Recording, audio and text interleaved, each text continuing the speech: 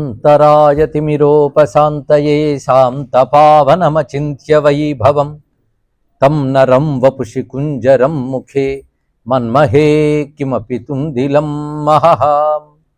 శరణం కరవాణి శర్మదం తే చరణం వాణి చరాచరోపజీవ్యం కరుణామసృణైః కటాక్షపాతైః కురు మాం అంబ కృతార్థసార్థవాహం.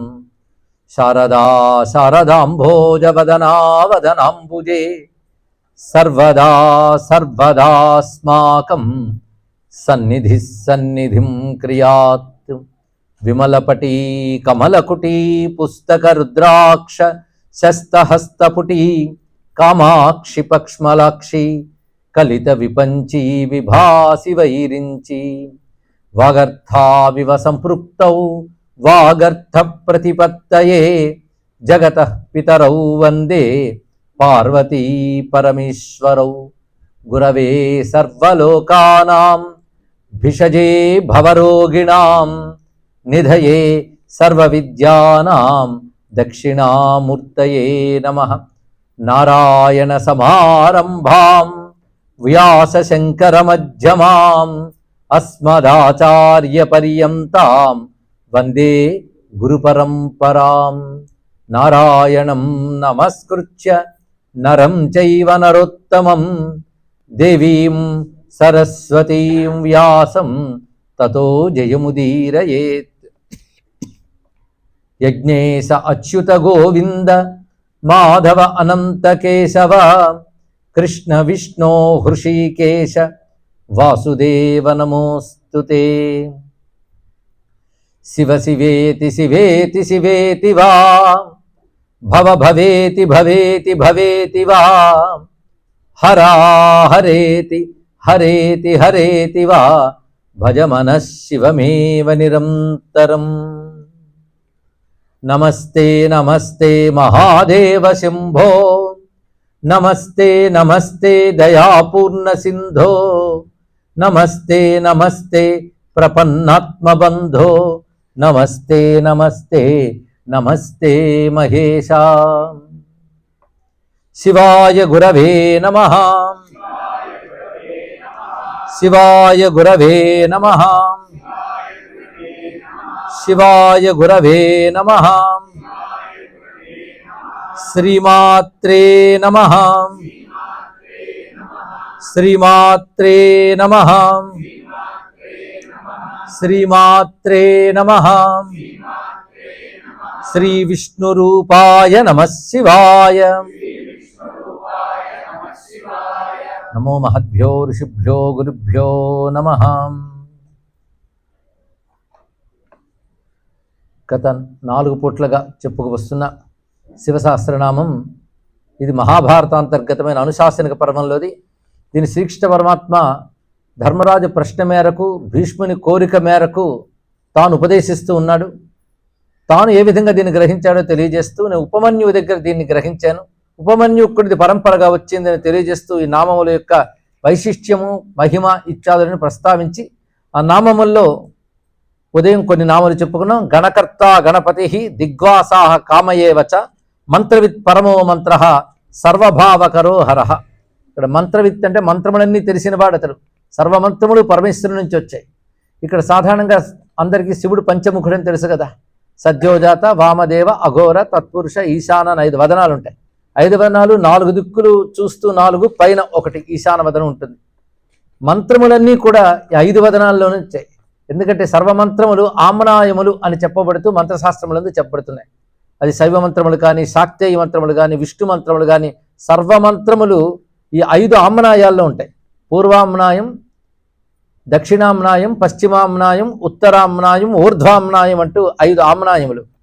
అష్టాక్షరి, పంచాక్షరి, అదేవిధంగా అమ్మవారి శ్రీ విద్యా మంత్రములు ఇవన్నీ కూడాను ఈ 5 ఆమ్నాయాల్లోనే ఉంటాయి. సర్వమంత్రములు 5 ఆమ్నాయముల్లోంచి వచ్చే 5 ఆమ్నాయాలు 5 వదనాలు కనుక 5 వదనాల నుంచి 5 ఆమ్నాయ మంత్రములన్నీ వచ్చాయంటే సర్వమంత్రములు ఆయన వద్దనే ఉన్నాయి. సర్వమంత్రములు తెలిసిన వాడు ఆయన కనుక మంత్రవిత్. ఇక పరమో మంత్ర అంటే ఉత్కృష్ట మంత్రము తన స్వరూపంగా కలిగిన వాడు. అంటే ప్రణవము, పంచాక్షరి, అష్టాక్షరి ఇత్యాది ఉత్కృష్ట మంత్రములు ఆయన స్వరూపములు అని చెప్తూ అటు తర్వాత హరహ సర్వభావకరో హరహ, సర్వభావకరహ అన్నప్పుడు కలిగిన వాటన్నిటికీ ఉత్పత్తి స్థానం ఆయన. అదేవిధంగా వెంటనే హరహ అని చెప్పారు, అంటే ఉత్పత్తికారకుడు ఆయనే, లయకారకుడు ఆయనే. ఈ రెండింటి మధ్యలో స్థితి అని ఉంటుంది కనుక స్థితి అనేది కూడా ఇందులో చెప్పబడుతుంది. సృష్టి స్థితి లయకారకుడైన పరమేశ్వరుడు అని భావం తీసుకుని తర్వాత స్వామి యొక్క ఆయుధాలు వర్ణిస్తున్నారు. కమండలు ధరో ధన్వి బాణహస్త కపాలవాన్ అశనీ శతగ్ని ఖడ్గి పట్టిసి చాయుధి మహాన్ శృవహస్త స్వరూపశ్చ తేజస్కరో నిధి ఉష్ణీషీచ సువక్త్రశ్చ ఉదగ్రో వినతస్తథ. కొన్ని శివతత్వంలో సాకార నామాలు నిరాకార నామాలు రెండు ఇందులో వస్తుంటాయి. మధ్య మధ్యలో సగుణ సాకార స్వరూపం చూపిస్తాడు, వెంటనే నిరాకార తత్వం వైపు కూడా తీసుకువెళ్తాడు. అంటే ఎవడి నిరాకారుడు అతడే సాకారుడు, ఎవడి నిర్గుణుడు అతడే సగుణుడు అని చెప్తూ సగుణ నిర్గుణ స్వరూప నామములు ఈ సహస్రనామాలు ఉంటాయి. ఏ సహస్రనామాల్లోనే ప్రక్రియ ఇదేనండి. మరి విష్ణు సహస్రనామాల్లో కూడాను స్వామి సగుణ రూపాలు శంఖచక్ర గదాధర లాంటి స్ఫురింపజేస్తాడు, నిర్గుణ తత్వనామాలు ఉంటూ ఉంటాయి. అలా అమ్మవారి యొక్క సహస్రనామాల్లో కూడా ఈ రెండు విధములైన నామములు నిరాకార, నిరంజన, నిర్వికల్ప అన్నప్పుడు నిరాకార తత్వం అంతా చెప్పబడుతుంది, నిర్గుణ తత్వం. అమ్మవారి స్వరూప వర్ణంలో వచ్చేటప్పటికల్లా చంపక, శోక, పున్నాక, సౌగంధికల చిత్కత ఇత్యాది వర్ణన నామాలు కూడా ఉంటాయి. అంటే ప్రతి సహస్రనామం కూడా భగవంతుని యొక్క ఆ నిర్గుణ సగుణ నిరాకార సాకార రెండూ చూపిస్తూ ఉంటుంది. అంటే రెండూ ఒకడే అనేటువంటి ఎరుక మనకి కలిగించడం కోసం ఇక్కడ కూడా ఇప్పటి వరకు అన్నీ కూడాను స్వామి యొక్క తత్వనామాలు మహిమానామాలు చెప్తూ రూపస్ఫురణ మళ్ళీ కలిగిస్తున్నారు. ఇక్కడ మహారూపో మహాహనువు అన్నప్పుడు రూపమే స్ఫురించింది.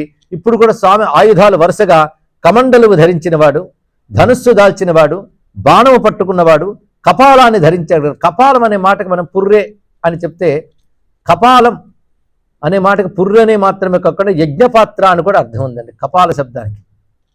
ఇది మనకు వేద మంత్రాల్లో కూడా కపాలం గురించి చెప్పేటప్పుడు యజ్ఞపాత్ర అని చెప్పారు. పురోడ సము మొదలైన వాటిని ఉంచేటువంటి పాత్ర కపాలం. గాయత్రి మాత్రం కూడా కపాలం ధరించుతుంది, అక్కడ యజ్ఞపాత్ర అర్థం తెచ్చుకోవచ్చు.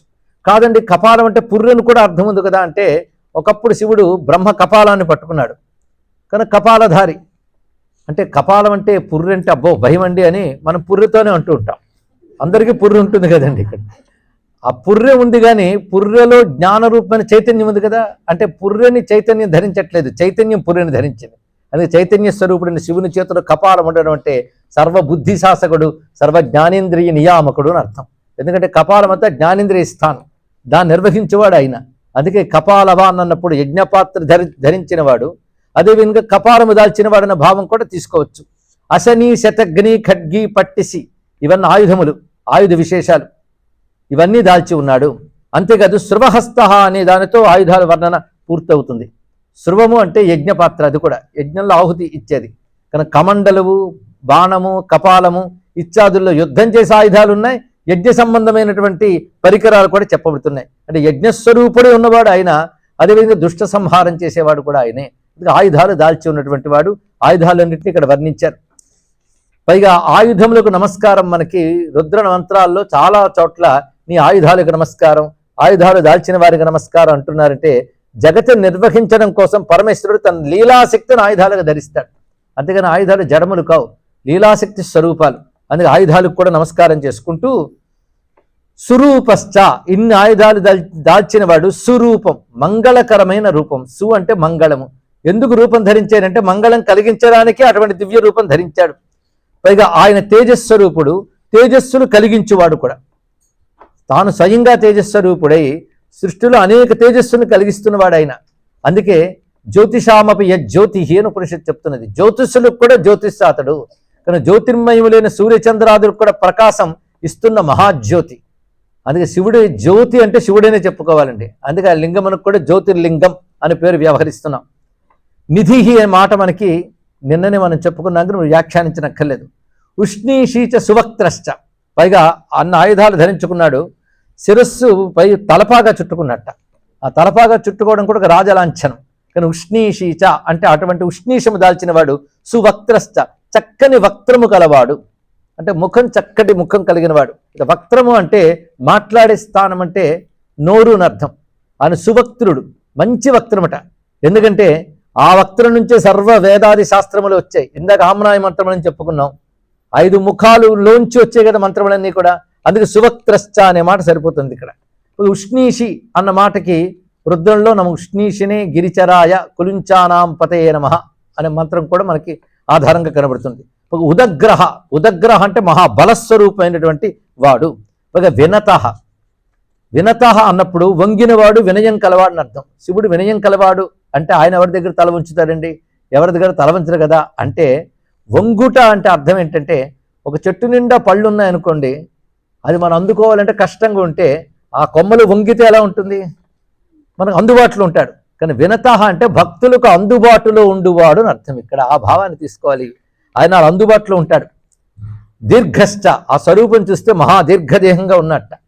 దీనికి కాళిదాస మహాకవి గొప్పగా వర్ణిస్తాడు. ఆయన తపస్సు చేస్తున్నప్పుడు ఎలాగో కూర్చొని తపస్సు చేస్తుంటే పార్వతీదేవి వచ్చి ఆయనకి పుష్పమాల సమర్పిస్తుంది.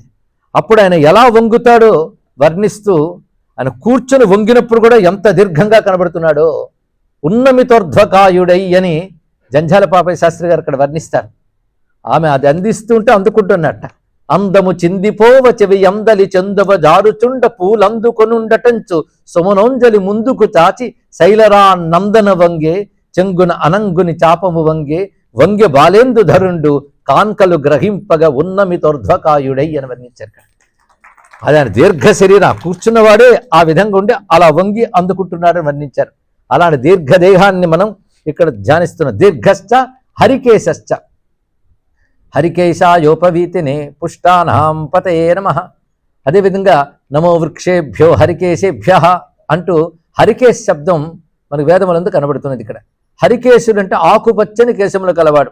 ఇక్కడ ఆకుపచ్చని అంటే అర్థం ఏంటంటే పండని జుట్టు ఉన్నవాడు అని అర్థం. ఇక్కడ అంటే యవ్వనంలో ఉండేటువంటి జుట్టు, నల్లని జుట్టు ఉంటే నిగనిగలాడుతూ అలాంటి జుట్టుతో ఉన్నాడు కనుక హరికేశ, ఇది ఒక అర్థం.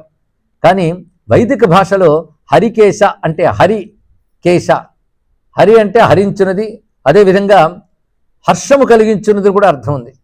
కేశములు అంటే కిరణములు. హరికేశ అంటే తన కాంతి కిరణాలతో అందరినీ ఆనందింపజేస్తున్నవాడు, పోషించువాడు గనక హరికేశ. ఇది వైదిక అర్థం. కేశాహ రశ్మయ అని వైదిక నిరుక్తం మనం చెప్తున్నది. అందుకే సూర్య, చంద్ర, అగ్ని వీటి నుంచి వచ్చే కాంతి కిరణములన్నీ పరమేశ్వర స్వరూపాలే.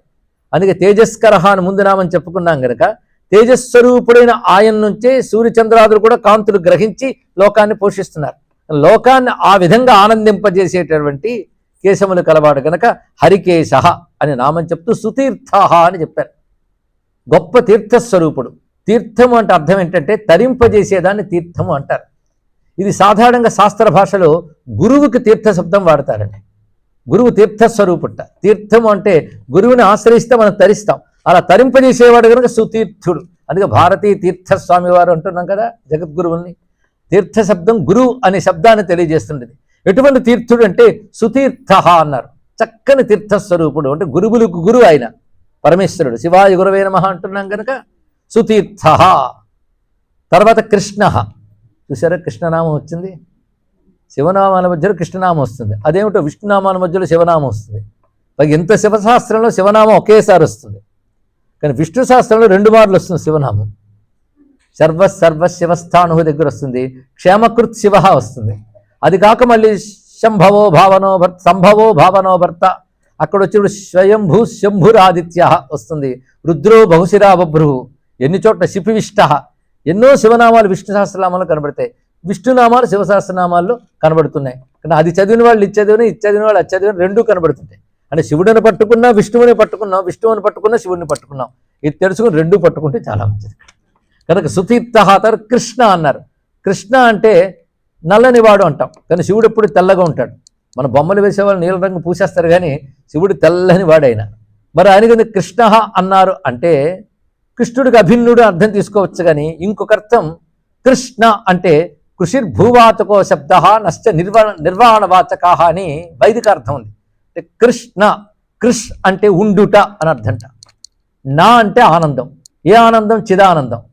కృష్ అంటే ఎప్పుడు ఉండేవాడు. భూసత్తాయామన ధాతు ప్రకారంగా కృషిర్భూవాచకో శబ్ద. కృష్ అంటే ఎప్పుడు ఉండేవాడు. నా అంటే ఆనంద స్వరూపుడు, అది చిదానందం. ఎప్పుడు ఉండడాన్ని సత్ అంటారండి, ఆనందాన్ని చిదానందం అంటారు. 2 కలిపితే సచ్చిదానందం అంటారు. కానీ కృష్ణ అంటే సచ్చిదానంద స్వరూప, ఇది అర్థం. శివపరంగా కూడా చక్కగా ఉన్నది కదా. అలాగే శృగాల రూప, ఇది చాలా చిత్రంగా ఉంటుంది. శృగాలం అంటే నక్క. నక్క రూపంలో ఉన్నవాట. ఇదేమిటండి వినడానికి అదోలా ఉంది. అన్ని రూపాలు ఆయన అయినప్పుడు అది అనుకున్న పర్వాలేదు, కానీ ఇది తెలియాలి అంటే మనకు భారతంలో కథ వస్తుంది. శాంతి పర్వంలో ఒక విప్రుడు ఉంటాడు. అతడు వ్యాపారవేత్త చేత మోసపోయి ఒక వైరాగ్యం పొంది తన శరీరాన్ని త్యజించాలని కూర్చుని ఉంటే అతడు తత్వబోధ చేయడానికి శృగాల రూపంలో వస్తాడు పరమేశ్వరుడు. వచ్చి బోధ చేస్తాడు. అది ఇంద్రునికి ప్రేరేపించి ఆ రూపంతో వస్తాడని చెప్పారు ఇక్కడ. అలా వచ్చి జ్ఞానబోధ చేశాడు కనుక శృగాల రూపాన కథతో మనం తెలుస్తుంది. కథ బట్టి ఆ రూపం ధరించి వచ్చినటువంటి వాడు. ఇక సిద్ధార్థ, ఆయనకి అన్నీ సిద్ధించినవే, సిద్ధించుకోవలసిందేం లేదు. సిద్ధార్థ అంటే అన్నీ సిద్ధించినవాడు, కొత్తగా ఏదో పొందవలసిందేం లేదుట. అన్నీ ఆయన వద్ద పొందబడే ఉన్నాయి కనుక సిద్ధార్థుడు. సర్వ అర్థములు సిద్ధించినవాడు సిద్ధార్థుడు. తర్వాత ముండ సర్వశుభంకర. ముండహ అనే మాట వచ్చింది. అరే జటి అని అంత జడలు ధరించిన వాడిని చెప్పారు, మళ్ళీ ముండహ అని తలగొరిగిన వాడు అని చెప్తారు. ఏదండి అంటే నమః కపర్దినేచ వ్యుప్తకేశాయచ అంటూ మనకి రుద్రంలో మంత్రం వస్తుంది. జటాజూటం కలవాడు ఆయనే, జుట్టు గొరిగించుకున్నవాడు ఆయనట. రెండు స్వరూపాలు. అయితే జటాజూటం ధరించినవా అంటే దక్షిణామూర్తి రూపాన్ని చూడొచ్చు కదా. జుట్టు గొరిగించుకున్న శివుడు ఎవరయ్యా అంటే ఆదిశంకర భగవత్పాలు వారని పెద్దలు అద్భుతంగా వ్యాఖ్యానించారు. మొత్తానికి దీని అర్థం సన్యాసి రూపంలో ఉన్నవాడు. శివపురంలో మాట ఉంటుంది, సన్యాసికి నాకు భేదం లేదంటాడు. అంటే నిజమైన సన్యాసికి. సన్యాసి పరివ్రాట్ నిరంతరం ఆత్మచింతనలో ఉంటాడు గనక బ్రహ్మవిద్ బ్రహ్మైవ భవతి అన్నట్లుగా తానే పరబ్రహ్మస్వరూపి అవుతాడు. అందుకే ఒక సన్యాసి భగవంతునితో స్వరూపమే. అందుకు చెప్తూ ముండహ సర్వశుభంకర. శివునికున్న లక్షణం ఏంటంటే అందరికీ శుభములిచ్చువాడు. ఇక అజశ్చ బహురూపశ్చ గంధధారీ కపర్ద్యపి. అజశ్చ బహురూపశ్చ. అజహ అంటే జన్మరహితుడు. బహురూపశ్చ, శివునికి ఇది రూపమని కాదు, అనేక రూపములు ధరించి ప్రకాశిస్తూ ఉంటాడు. గంధధారి, గంధము ధరించినవాడు అంటే సుగంధిం పుష్టివర్ధనం అని చెప్పినట్లుగా దివ్య గంధములు దాల్చినవాడు. కపర్ది. కపర్ది అంటే జటాజూటం కలిగినవాడు. కపర్దము అని శివుని జటాజూటానికి అనాలి. అందరి జటలకి కపర్దం అనకూడదండి. శివుడి జటలకి మాత్రమే కపర్దం. ఎందుకు ఆ పేరు వచ్చిందంటే కం జలం పాతి ఇది కపర్ద అన్నారు ఇక్కడ. అంటే జలమును నిగ్రహించినటువంటి శిరస్సు గనక, గంగాజలాన్ని నిగ్రహించినటువంటి జటాజూటం కనుక కపర్దం అని పేరు. ఆ కపర్దము దాల్చినవాడు కపర్ది అని చెప్పబడుతున్నాడు. ఆయన జటాజూటాన్ని ధ్యానిస్తున్నాం. ఒక భక్తుడు అంటాడు, నేను ధ్యానిద్దామని కూర్చుంటే ముందు తల ధ్యానిస్తాం, దాని నుంచి కిందకి దిగుదు, అక్కడే చిక్కుపడిపోతుంది చూపు అన్నాడు. అది సామాన్యమైన జటాజూటం అండి. అది ఎంతో విస్తారమైన జటాజూటం. అందులో మళ్ళీ అందంగా గంగ ప్రవాహం, ఇంకోవి నెలవంక, ఒక పాము చుట్టుకుంటుందిట. ఎంత అందమైన జటాజూటం. అది కపర్దము. దాన్ని చూసిన వెంటనే గంగాధర లీల గుర్తు రావాలి. అంత మహాగంగ భూమి మీదకి దిగుతున్నప్పుడు భగీరథుని కోరిక మేరకు దాని వేగాన్ని భూమి తట్టుకోలేదు. ఆ వేగంతో దూకితే భూమి తప్పిపోయే ప్రమాదం ఉంది. అప్పుడు ఆ జలాన్ని నిగ్రహించేవాడు కావాలి. అప్పుడు పరమేశ్వరుడు ఆ గంగా జలాన్ని తన యందు నిగ్రహించి ఆ జటాజూటంలో బంధించాడు. చాలా కాలం బంధింపబడింది. ఎందుకంటే ఒక జలంగా ఒక పాత్రలో పడితే ముందు ఆ సందడి నుంచి నెమ్మదించడానికి కొంత సమయం పడుతుంది. కానీ శివుని జటా కటాహంలో గంగ పడిన తర్వాత అది నెమ్మదించే వరకు అక్కడే ఉంచాడు. అప్పటి వరకు భగీరథుడు ఎప్పుడు వస్తుందా అని ఎదురు చూస్తున్నాడు. నువ్వు నీ గురించి చూస్తున్నావు, నేను లోకం గురించి చూస్తున్నాను ఆయన అన్నాడు. ఇక్కడ నీకు అంత తొందరగా వస్తుందా అని ఎదురు చూస్తున్నాను. నీ తొందర నీది. ఆ తొందరలో లోకం కాపాడబడాలని నా ఆలోచన అని కొంతసేపు అయిన తర్వాత ఒక పాయని మాత్రమే భగీరథుని వెంట పంపించాడు. కానీ కపర్ది అనగానే గంగాధర లీలనంతటిని గుర్తు తెచ్చుకుని అటువంటి కపర్దిని నమస్కరించి ఊర్ధ్వరేత ఊర్ధ్వలింగ. ఇక్కడ ఊర్ధ్వరేతాహ అంటే యోగముతో మహాయోగులు ఏం చేస్తారంటే వాళ్ళు కుండల్ని జాగరణ చేసి అందరికి అధోగతమైనటువంటి ఆ తేజస్సుని, రేతస్సుని ఊర్ధ్వగమనం చేసి బంధిస్తారు పైన. అటువంటి యోగులు చాలా అరుదు. వాళ్ళు అస్ఖలితులు. అటువంటి యోగం వల్ల మహాశక్తి వస్తుంది. అలాంటి యోగులు చాలా అరుదుగా ఉంటారు. పరమేశ్వరుడు అటువంటి యోగి. ఊర్ధ్వరేతం విరూపాక్షం విశ్వరూపాయ వై నమో నమః అని వేదంలో మంత్రం కనబడుతుంది. అటువంటి వాడు పరమేశ్వరుడు. అలాంటి ఊర్ధ్వరేతస్కుడి యొక్క తేజస్సు నుంచి సుబ్రహ్మణ్యుడు ఆవిర్భవింపజేయడం కోసం దేవతలందరూ ఎన్ని విధాల తపస్సులు ఆచరించారో ఒక కథ ఉన్నది. మొత్తాన్ని ఊర్ధ్వరేతాహ. తర్వాతి మాట ఊర్ధ్వలింగ. శివారాధన చేసే వాళ్ళకి శబ్దములు కొంచెం గుర్తొస్తే ఊర్ధ్వాయ నమః, ఊర్ధ్వలింగాయ నమః, భవాయ నమః, భవలింగాయ నమః, హిరణ్యాయ నమః, హిరణ్యలింగాయ నమః అని పాణిమంత్రం అంటారు. పాణిమంత్రం అంటే పూజించే మంత్రం అని అర్థం ఇక్కడ. అందులో శివనామాలు నిధనపతయే నమః, నిధనపతాంతికాయ నమః, ఊర్ధ్వాయ నమః, ఊర్ధ్వలింగాయ నమః. ఊర్ధ్వలింగ అనే మాటకు అర్థం ఏంటంటే ఆయన ఊర్ధ్వలింగం. లింగం అంటే సమస్తమును లీనము చేసుకున్నవాడు. ఆయన స్థితి ఎక్కడుందంటే ఊర్ధ్వమునందు ఉంటుంది. ఊర్ధ్వము అంటే అతీతం అని అర్థం. మనం చూస్తున్న లోకమునకు అతీతంగా ప్రకాశించేవాడెవడో అతడు ఊర్ధ్వలింగుడు. అందుకే తర్వాత మాట కూడా ఊర్ధ్వసాయి అన్నారు ఇక్కడ. ఊర్ధ్వసాయి అంటే ఊర్ధ్వమునందు ఉన్నవాడు. ఊర్ధ్వం అనే మాటకి అన్నిటికీ అతీతమున ఉన్నవాడు, అతీతుడు శివుడు. మనం చూస్తున్న విశ్వమంతా గుణబద్ధం, కాలబద్ధం. ఈశ్వరుడు కాలానికి అతీతుడు, గుణములకు అతీతుడు. అతీతుడిని ఊర్ధ్వుడు అంటారు. అందుకే ఆయన ఊర్ధ్వలింగ స్వరూపుడు, ఊర్ధ్వసాయి. నభస్థల తర్వాత మాట. నభస్థల అంటే ఆకాశ స్వరూపుడు అని అర్థం. అంటే ఏ ఆకాశం ఇది అంటే మామూలు మనం చూస్తే పంచభూతాల్లో ఆకాశం కాదు. ఇక్కడ పంచభూతాల్లో ఆకాశానికి కూడా ఆధారమై ఉన్నవాడు ఆయన. అన్ని ఆకాశంలో ఉంటే ఆకాశం ఆయనలో ఉంది. ఆకాశం వరకు మనకు అర్థమవుతుందిట, అవునా కదా? ఆకాశం వరకు అర్థమవుతుంది. కానీ ఆకాశం ఎలా ఉంటుంది అంటే దానికి రూపం ఉందా? కానీ ఆకాశం అన్నీ ఉన్నాయి కనుక ఆకాశాన్ని కాదని ఎవరు అనలేం. మనం చూడకపోయినా ఒప్పుకునేవి రెండు ఉన్నాయట. చూసేవి మూడు ఒప్పుకుంటాం. చూసే మూడు అంటే భూమి, నీరు, అగ్ని. ఇవి ప్రతివాడు ఒప్పుకుంటాడు. చూడనివి రెండు ఉన్నాయి, వాయువు, ఆకాశం. ఈ రెండు కనబడవు. కానీ లేవని వాడే అనగలడా? ఒక్కపోస్తే తెలుస్తుంది. కనుక వాయువు, ఆకాశం. ఆకాశం అంటే అనేక మార్లు చెప్పుకున్నాం. ఆకాశం నీలంగా ఉండదు. ఆకాశం అనేది అన్నిటినీ తనలో కలుపుకున్నటువంటిది. ఈ ఆకాశంలో చిచ్చక్తి ఉంటుంది మొత్తం. కానీ ఈ ఆకాశానికి కూడా ఆధారం ఏంటి? ఆ చిత్. ఆ చిత్తు ఆకాశానికి కూడా అవకాశం ఇస్తుంది కనుక దాని పేరు చిదాకాశం అన్నారు. ఇదే చిదంబరం అని కూడా మనం వ్యవహరిస్తుంటాం. దాన్నే నభస్థలహ అనే మాటలు చెప్పారు. ఆ ఊర్ధ్వస్థితి ఏదంటే భూమి, నీరు, అగ్ని, వాయువు పైన ఉన్నది ఆకాశం. కనుక ఆకాశం అన్నింటికంటే పైన, కానీ ఆకాశం కంటే పైన ఉన్నటువంటి వాడు. కానీ ఆకాశానికి కూడా ఆకాశమైన వాడు కనుక ఆ ఊర్ధ్వలింగ ఊర్ధ్వసాయి అయిన స్వామి నభస్థలహ. ఇక్కడ లింగ శబ్దం వచ్చింది కనుక లింగతత్వానికి సంబంధించిన మరికొన్ని నామాలు కూడా ఇక్కడ తీసుకొస్తున్నాం. 387 నామంలో అక్కడ చతుర్ముఖో మహాలింగో చారులింగస్తథైవ చ లింగాధ్యక్షస్వరాధ్యక్ష అని నామం కనబడుతుంది.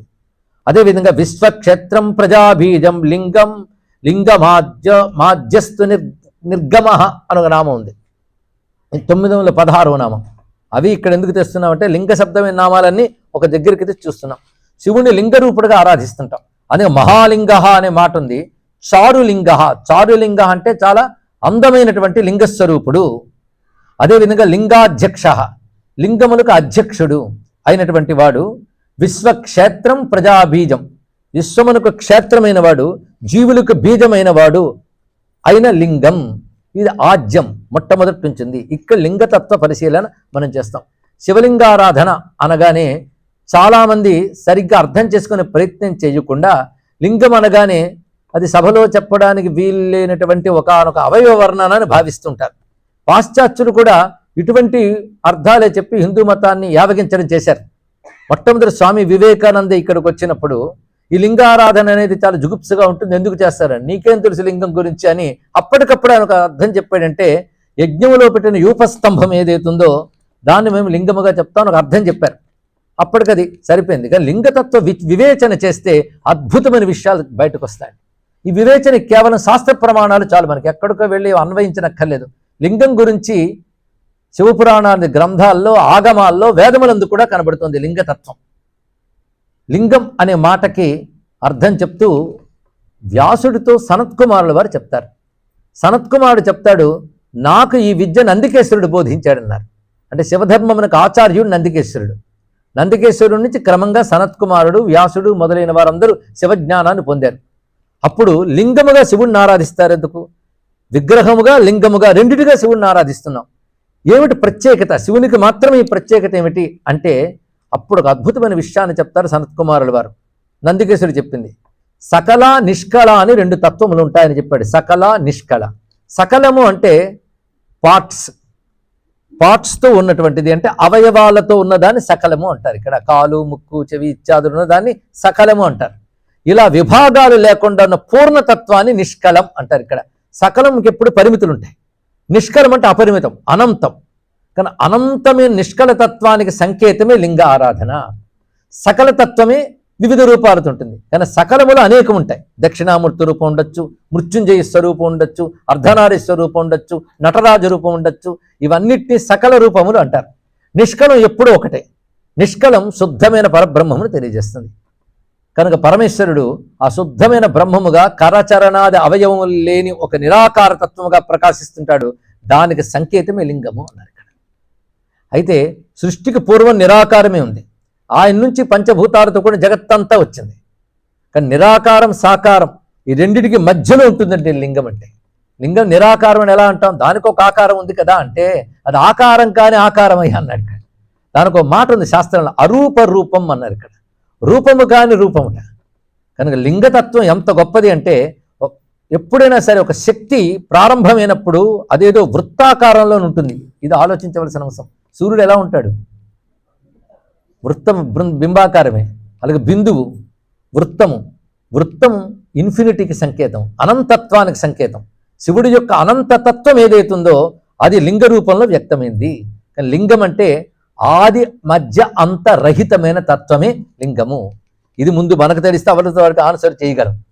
ఎందుకంటే ఒక చోట ఇక్కడ కొత్తగా ఆలయాలు కడుతున్నప్పుడు ఒక ఊళ్ళో శివాలయం నిర్మాణం చేయాలి తను ఉన్న ప్రాంగణంలో అని అంటే, అబ్బొబ్బో దీనికి ఫారినర్స్ అడిగితే ఏం సమాధానం చెప్తామంటే అన్నాడు ఇంజనీరు. అంత ఒంటికి వయస్సు వచ్చింది కానీ శివలింగం అంటే ఏంటో తెలియకుండా బతికేశారంటే బతుకుని చీ అనాల్సిందేనక్కడ. ముందు మనమేంటో మన గురించి తెలియకపోతే ఎలా అండి? ఎవడో చెప్తే మనం మాట్లాడటం ఏంటి ఇక్కడ? లింగతత్వ వివేచన ఇప్పుడు చేద్దాం. లింగము అనగానే స్వామి యొక్క నిష్కల తత్వానికి సంకేతము స్పష్టంగా చెప్పాడు. చిత్రం ఏంటంటే సకలములో దేనికదే విడివిడిగా కనబడతాయి. దక్షిణామూర్తి రూపం ఉంటే అర్ధనారీ స్వరూపం చూడలేం. ఆ రెండు చూస్తే నటరాజ రూపం చూడలేం. కానీ లింగంలో అన్ని రూపాలు ఉంటాయి. అది గొప్ప విషయం. సర్వరూపములకు మూలం అది. సాధారణ ఒక చెట్టు వస్తే చెట్టు కంటే ముందు ఏముంటుందండి? విత్తనం ఉంటుంది. ఇది తెలుసుకుంటే లింగతత్వ వివేచన అత్యద్భుతంగా మన వ్యక్తం అవుతుంది. కానీ సమస్త జగత్తుకి మూలతత్వం ఏదో అది. కానీ నిష్కలము స్వామి యొక్క ఆది మధ్య అంతరహితత్వానికి సంకేతం. అలాగే పరబ్రహ్మతత్వానికి సంకేతమే లింగము.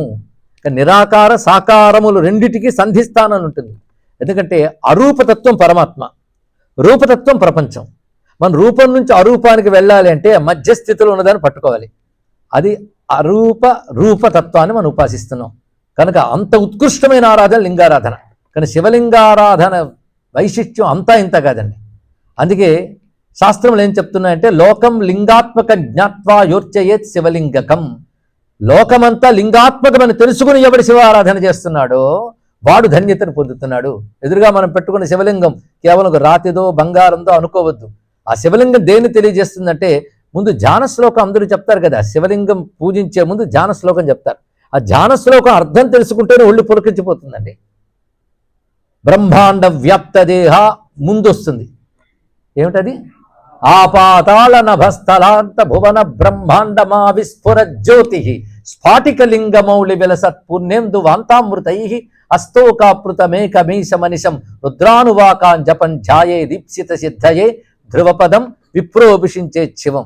ఈ ధ్యాన శ్లోకం ఒక్కసారి చూసినా మన ఋషుల కాస్మిక్ వ్యూ అర్థమవుతుంది. ఇక్కడ ఆపాతాళ నభస్థల అంత అంటే ఎక్కడో నీకు కనబడిన అధోలోకాలు మొదలుకొని నీ గోచరం కాని ఊర్ధ్వలోకాల వరకు వ్యాపించిపోయిన ఒకే తత్వం. ఇక్కడ మొత్తం వ్యాపించిపోయింది. నభస్థలాంత భువన బ్రహ్మాండ మావిత్ స్ఫురత్, వ్యాపించిపోయి స్ఫురిస్తుంది. ఊరికని జడంలా వ్యాపించిపోలే, దాని నిండా చైతన్యం ఉంది. అది స్ఫురత్ అనే మాట అన్నాడు. అది ఎలా ఉందంటే జ్యోతి స్ఫాటిక లింగం. అదే జ్యోతిర్లింగం, అది స్ఫటిక లింగం అన్నాడు. అంటే ఇది క్రిస్టల్ లాగా ఉంటుందా? అదేనా మెటీరియల్ క్రిస్టల్ అని చెప్పడానికి? అదేనా జ్యోతి అగ్ని అని చెప్పడానికి? జ్యోతి స్ఫాటిక అనే మాటకు అర్థం ఏంటంటే జ్యోతి అంటే చైతన్యం. విశ్వం అంతా వ్యాపించిపోయింది చైతన్యమే, చిద్రూపం అది ఇక్కడ. అది జ్యోతి. స్ఫటికం అంటే విశ్వమంతా వ్యాపించిన విశ్వ వికారాలేవి దానికి లేవు, ప్యూర్ అని చెప్పడం కోసం స్ఫటిక చెప్పారు. కనుకనే అది చైతన్య స్వరూపము, శుద్ధమైనది కనుక జ్యోతి స్ఫాటిక లింగమౌళి. ఇంత వ్యాపించిన వాడు తన నుంచి వచ్చిన అమృతధారాలతో ఈ జగత్తునంతటినీ పుష్టి చేస్తున్నాడు. అందుకే ఆవిస్ఫుర జ్యోతిస్ఫాటిక లింగమౌళి విలసత్పుణ్యేందు వాంతామృతై అస్తోకాపృతమేకమీశమనిశం అంటూ సర్వ విశ్వవ్యాపకమైన పరమాత్మను మనం ధ్యానిస్తున్నాం.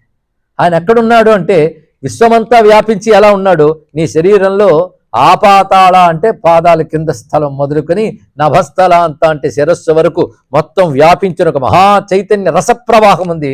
దాన్నే లింగముగా ఆరాధిస్తున్నాం. అది లింగం అని పేరు ఎందుకన్నారు అది కూడా తెలియాలి కదా. లింగం అనే మాటకు అర్థం ఏమిటి అంటే సాధారణంగా ఒక దాన్ని తెలియజేసేదాన్ని లింగం అంటారండి. అంటే ఒక వస్తు స్వరూపాన్ని దేనివల్ల మనం పోల్చుకోగలుగుతున్నామో దానికి లింగం అని పేరు. అంతేకాదు దీని ద్వారా అది జ్ఞాపకం వస్తుంది కనుక దీనికి లింగం అని పేరు. ఆ మాటకు వస్తే విగ్రహాలన్నిటికీ లింగం అనే పేరు శాస్త్ర భాషలో. ప్రతి విగ్రహము లింగమే, ఎందుకంటే ఆ విగ్రహం ఆ దేవతని జ్ఞాపకం చేస్తుంది కనుక. అందుకే ఆదిశంకర భగవత్పాల్ వారు పాండురంగ స్వామి రచన చేస్తూ పరబ్రహ్మలింగం భజే పాండురంగం అన్నాడు. దీన్ని బట్టి శాస్త్ర భాష మనకు తెలియాలి. పరబ్రహ్మలింగం అంటే పరబ్రహ్మమును తెలియజేస్తూ నేనే పరబ్రహ్మను చెప్తూ నిలబడ్డ పాండురంగనికి నమస్కారము అని పాండురంగని స్తుతించాడు. కనుక మనం ఒక లింగాన్ని కానీ లేదా ఒక విగ్రహాన్ని కానీ ఆధారంగా పెట్టుకుంటే అది పరమాత్మకు సంబంధించిన లింగముగా చెప్తూ ఉంటాం. ఒక సాలగ్రామం విష్ణు స్వరూపాన్ని తెలియజేస్తుంది, విష్ణువుని తెలియజేసేది. అది ఇలాగా భగవంతుని తెలియజేసేది. ఇది సామాన్యార్థం. అసలు అర్థం లింగం అంటే అన్నిటినీ లీనం చేసుకునేది లింగం. దీనికి వేదాంత భాష స్పష్టంగా చెప్తుంది, లీయమానమిదం సర్వం బ్రహ్మణ్యేవ లీయతే. ఈ సర్వజగత్తంతా బ్రహ్మమునందే లీనమయ్యింది. అందుకే స్పష్టంగా శైవాగమాలు చెప్తున్నాయి, లయనాత్ లింగముచ్యతే. లయం అవుతుంది గనక లింగం అన్నారు ఇక్కడ. అంటే అన్నీ ఎవరి యందు లీనమై ఉన్నాడో, నేను మళ్ళీ తెలుగులోనే చెప్తున్నాను, జాగ్రత్తగా వినండి. అన్నీ ఎవరి యందు లీనమై ఉన్నాయో, అన్నిటి యందు ఎవడి లీనమై ఉన్నాడో వాడు లింగము. ఇది లింగ శబ్దానికి అసలు అర్థం. లింగం అంటే ఒక పదార్థం కాదు, పరమాత్మకు మరొక పేరు లింగం. ఎంత మంచి మాట చెప్పాడు ఇక్కడ. అంటే అన్నిటి యందు ఆయన లీనమై ఉన్నాడు, అన్నీ ఆయనలో లీనమై ఉన్నాయి. కానీ అన్నీ ఆయనలోనే ఉంటాయి. ఎప్పుడు? ప్రళయం అయ్యాక కాదు, ఎప్పుడును. సృష్టిలో, స్థితిలో, లయలో. మన అనేక వాళ్ళు చెప్పే ఉదాహరణే, సముద్రంలో కెరటాలు ఎప్పుడూ లీనమై ఉంటాయి. లేచినా లీనమై ఉంటాయి, ఉన్నా లీనమైతే వెళ్ళినా వెళ్ళిపోతాయి. కనుక సృష్టి అంతా పరమాత్మ యందు ఈ సముద్ర తరంగాల వలె వస్తూ పోతూ ఉంటాయి. ఎవరి యందు? పరమాత్మ యందే. కానీ ఎప్పుడు ఆయనలోనే లీనమై ఉంటాయి. అందుకే ఎవ్వని చే జనించు జగం ఎవ్వని లోపల ఉండు లీనమై ఎవ్వని యందు డిందు పరమేశ్వరుడెవ్వడు. కనుక సృష్టి స్థితులన్నీ కూడా ఎవడి యందున్నాయో, కనుక సర్వజీవులు భూతములు అన్నీ కూడా పరమాత్మ యందే కలుగుతున్నాయి, పరమాత్మ యందే లీనమై ఉన్నాయి. కానీ వాటి యందు ఎవడు లీనమై ఉన్నాడు? ఆయన లీనమై ఉన్నాడు. అన్నీ ఆయనలో ఉన్నాయి, అన్నిట్లో ఆయన ఉన్నాడు. ఇలా అన్నిట్లో ఉన్నవాడు, అన్ని తనలో ఉంచిన వాడెవడో వాడిని లింగం అన్నారు. కనుక లింగ శబ్దానికి ఇది ప్రధానమైన అర్థం.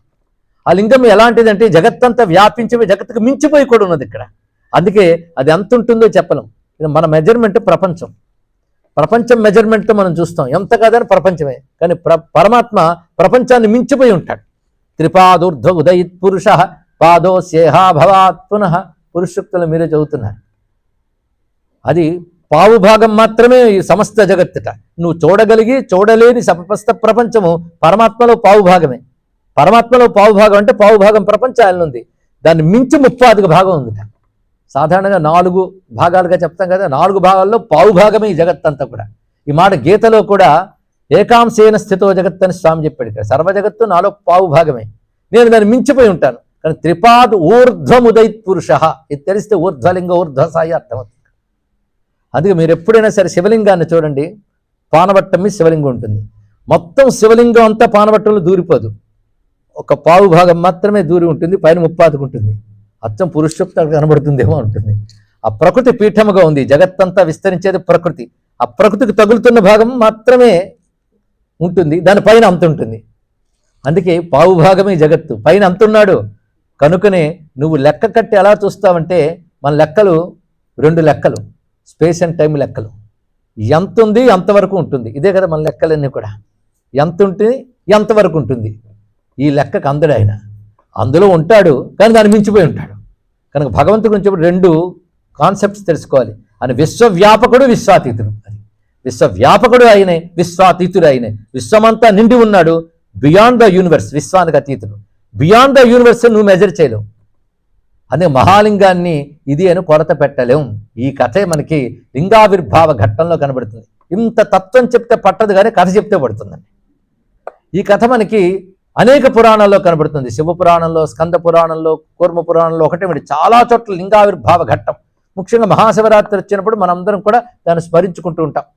ఆ ఘట్టం లింగతత్వానికి అద్భుతమైనటువంటి విషయం. అది శివుడు ప్రథమంగా లింగంగా ఆవిర్భవించి సాక్షాత్కరించిన ఒక ఘట్టం అందులో కనబడుతూ ఉంటుంది. లింగార్చన అనేది అప్పుడు మొదలైందిట. ఆ కథ ఏమిటి అంటే, ఒకప్పుడు సృష్టి ఆరంభంలో బ్రహ్మ విష్ణువు ఉభయులు ఉన్నారు. అప్పుడు బ్రహ్మదేవుడు కమలం మీద ఉన్నవాడు చుట్టూ చూశాడు. చూడగానే విష్ణువు కనబడ్డాడు. ఆ విష్ణువు దగ్గరికి వచ్చి, ఏం నాయనా బాగున్నావా అన్నట్ట. కూర్చోనాయనా అన్నట్టు. ఆయన ఈ నాయన అనే శబ్దం చాలా చమత్కారమైనది. తండ్రిని నాయన అంటారు, పిల్లవాడిని కూడా నాయన అంటారు. అప్పుడు బ్రహ్మదేవుడు, నువ్వు నన్ను నాయన అని ఏ అర్థంలో అన్నావు అన్నాడు. నువ్వే అర్థంలో అన్నావు అన్నాడు. అంటే నేను మొదటొచ్చాను, తర్వాత నువ్వున్నావు, కాబట్టి పిల్లవాడు కనుక నాయన అన్నాడు. నాయన పొరపాటు పడ్డావు, నువ్వు తర్వాత నన్ను చూసావు కానీ నీకంటే ముందు నేనున్నాను నాయన అన్నాడు. అనగానే ఎవరు ముందు ఎవరు గొప్ప, అప్పుడప్పుడు ఇంకా సృష్టి రాబోతూ ఉన్నది. ఆ సమయంలో వీళ్ళిద్దరి మధ్య ఘర్షణ వచ్చి వాళ్ళు ఉభయులు యుద్ధానికి దిగారు. ఈయన తన వస్త్రాలు తాను వేస్తున్నాడు, ఈయన వస్త్రాలు ఈయన వేస్తున్నాడు.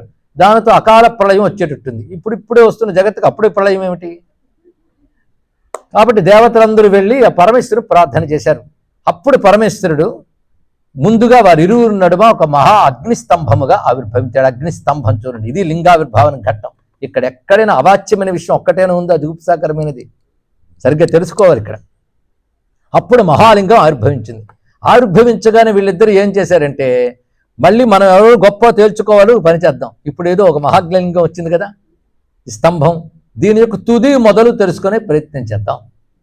నేను తుది తెలుసుకునే ప్రయత్నం చేస్తానని బ్రహ్మదేవుడు, నువ్వు మొదలు తెలుసుకునే ప్రయత్నం చేయని విష్ణువుతో చెప్పాడు. సరే అని ఇద్దరు నిర్ణయించుకుని ఎవరు ముందు తెలుసుకుంటారో వారు గొప్పవారు అని ఒక తీర్మానం చేసుకున్నారు. ఇందులో బ్రహ్మదేవుడు హంస రూపం ధరించి పైకి వెళ్ళాడు, విష్ణువు వరాహ రూపం ధరించి కింద తవ్వుకుంటూ వెళ్ళాడు. ఇద్దరికీ రెండూ దొరకలేదు. బ్రహ్మదేవుడు పైకి వెళ్ళినప్పుడు మాత్రం చిన్న చమత్కారం చేద్దాం అనుకున్నాడు. ఎప్పటికీ అంతు తెలియట్లేదు. ఈ లోపల ఎక్కడి నుంచి ఒక మొగలు పువ్వు పడుతుంది. అంటే ఇది ఇంకా పైనుంచే పడి ఉండాలి. కానీ నువ్వు ఎక్కడి నుంచి వచ్చావు, బహుశా ఈ కనబడుతున్న స్తంభం పైనుంచి వచ్చేవా అంటే అది నాకు తెలియదు, ఎప్పుడో ఏ యుగాలనోడో ఎవడో సమర్పించాడు నన్ను, అది వస్తుంది. అంటే ఇక టైం గురించి ఆలోచించవలసిన విషయం ఇది. ఇవాళ నీకు కనబడుతున్నాను, కానీ నాకు తెలియదు నేను ఎక్కడి నుంచి వచ్చానో నాకు తెలియదు, నాకు ఈ తుది తెలియదు అన్నాడు. అయితే ఒక పని చేస్తాను, నాకు తుది తెలుసుకున్నాను, అక్కడి నుంచి తెచ్చాను నేను చెప్తాను, నువ్వు ఒప్పుకో, అవును అని చెప్పేసి సాక్ష్యం చెప్పే, అప్పుడు నేను గెలిచిపోతాను కనుక. అంటే సరే అని మొగలు ఒప్పుకుందిట. వెంటనే విష్ణువుని పిలిచి, నేనే గెలిచాను, తుది చూశాను, దానికి సాక్ష్యం ఇదే అంటే నువ్వు గొప్పవాడివేమో అంటున్నాడు విష్ణువు. అప్పుడే మహాలింగం నుంచి పంచముఖాలతో 10 హస్తాలతో పరమేశ్వరుడు బయటకు వచ్చాడండి. ఒకసారి ఆ వచ్చి వెంటనే అబద్ధమాడినటువంటి బ్రహ్మదేవుడిని చూశాడు. అప్పుడు బ్రహ్మదేవుడికి 5 తలకాయలు ఉన్నాయి, నిన్ననే చెప్పుకున్నాం. పంచముఖాలు శివుడికి, సృష్టి చేస్తాడు కదా, నీకు 5 తలకాయలు ఇస్తే నెత్తి మీద కళ్ళెక్కే అన్నట్టు, కళ్ళు నెత్తికెక్కే అన్నట్టుగా తల నెత్తికెక్కి అహంకరించాడు. కనుక నేను 5వ ముఖం ఉండడానికి తగదని ఒక్కసారి కనుబొమ్మల ముడి వేశాడండి. కనుబొమ్మల ముడి అంటే ఆజ్ఞాచక్రం. అక్కడి నుంచి ఒక మహానుభావుడు ఉద్భవించాడు, ఆయనే కాలభైరవ స్వామి. ఆయన వస్తూనే చేసిన పని ఏమిటంటే అబద్ధమాడిన బ్రహ్మ యొక్క తలని గిల్లి వేశాడు. ఇది మనకు తెలిసిన కథ. ఇప్పుడు దీనిలో ఆంతర్యం తెలుసుకోవాలి. ఈ కథలో విష్ణువు బ్రహ్మ తక్కువైపోలేదు, ఇది బాగా ఆలోచించవలసింది. తెలియక పురాణాల్లో ఒక చోట విష్ణువు గొప్పగా కనబడతాడు, శివుడు తగ్గినట్టు కనబడతాడు, ఒక చోట శివుడు గొప్పగా కనబడతాడు, విష్ణువు తగ్గినట్టు కనబడతాడంటే ఈ పురాణాలన్నీ ఇంతేనండి అని ఒకడు అనేస్తాడు. సరిగ్గా ఆలోచించుకుంటా. నీకే అనిపిస్తే ఋషికి ఆ మాత్రం తెలియదా? కానీ పురాణ భాషనికి అర్థం చేసుకుని ప్రయత్నించాలి. పురాణం ఇచ్చే భాషని, పురాణ భాష పేరు సంకేత భాష, ప్రతీక భాష. ఇది తెలుసుకునే ప్రయత్నం చేయాలి ఈ కథలో. ఇందులో ఉన్న అద్భుతం ఏంటంటే సృష్టి స్థితి, సృష్టికారకమైన ఒక తత్వము, స్థితికారకమైన తత్వము, ఇదే బ్రహ్మ విష్ణువులుగా చెప్పబడుతున్నాయి. ఈ రెండు ఎంతవరకు ఉంటాయి? సృష్టి ఉన్నంత వరకు ఉంటాయి, అంతేకాదు సృష్టి ఉన్నంత వరకే. సృష్టి లేని స్థితిలో ఏమవుతాయి ఇవన్నీ? అంటే సృష్టికారకమైన ఒక అహము, స్థితికారకమైన ఒక అహము, ఈ 2 అహములు కలిసి పరిమితి చూడాలనుకున్నాయి. ఏదైనా పరిమితి సృష్టికి ఉంటుంది కానీ పరమాత్మకు ఉండదు. కనుక దీనికి సృష్టికి ఎలాగేదో ఒక టైం ఉంటుందో దీనికి ఒక టైం ఉండాలి. సృష్టికి ఎలా ఒక ఆది ఉంటుందో దీనికి ఒక ఆది ఉండాలి. ఆది ఏమిటో అంతం ఏమిటో తెలుసుకోవాలని ప్రయత్నించారు. సాధ్యమైందా? ఆది అంతములు తెలియబడట్లేదు. మధ్యలో అహంకరించాడు ఆయన, దానికి గాను శిక్ష పడింది. ఇందులో ఎన్ని పర్మములంటే ఎప్పుడూ కూడా ఆది అంతము తెలుసుకోలేము, ఇదొక్కటి తెలుసుకుంటే చాలు. కానీ భగవంతుడు ఆద్యంతాలు తెలుసుకునే ప్రయత్నం చేయకూడదు. ఉన్న చోట ఈశ్వరుని పట్టుకో చాలు, అది చేయగలగాలండి ఇక్కడ. దీనికి ధ్యాన రూపంగా కొంత అన్వయం చెప్పవచ్చు. ధ్యానం చేసేటప్పుడు సాధారణంగా మనము పరమాత్మని ధ్యానం చేయని కూర్చుంటాం, కానీ అది తప్ప అన్నీ వస్తాయి, అవునా లేదా? వెంటనే గతం గుర్తుకొస్తుంది. నాకు ధ్యానం చేస్తున్నప్పుడు ఈ మంత్రం గురువుగారు ఇచ్చారు, గురువుగారు ఫలానా సంస్థలో మంత్రం ఇచ్చినప్పుడు పక్కన ఆయన నిలబడ్డాడు, ఆయనకి నాకు ఎప్పుడూ పడదు, ఎప్పుడూ అలాంటి వాడంటే వాడు, ఇంకా వాడి గురించి ధ్యానం చేస్తూ వెళ్ళిపోతాం, పరమేశ్వరుడు పక్క పోయాడు, అవునా లేదా? ఇప్పుడు ఈ మ్యాటరే కాదు, ఇంకో మ్యాటర్ ఏదో ఒకటి ఇవే వస్తుంటాయి.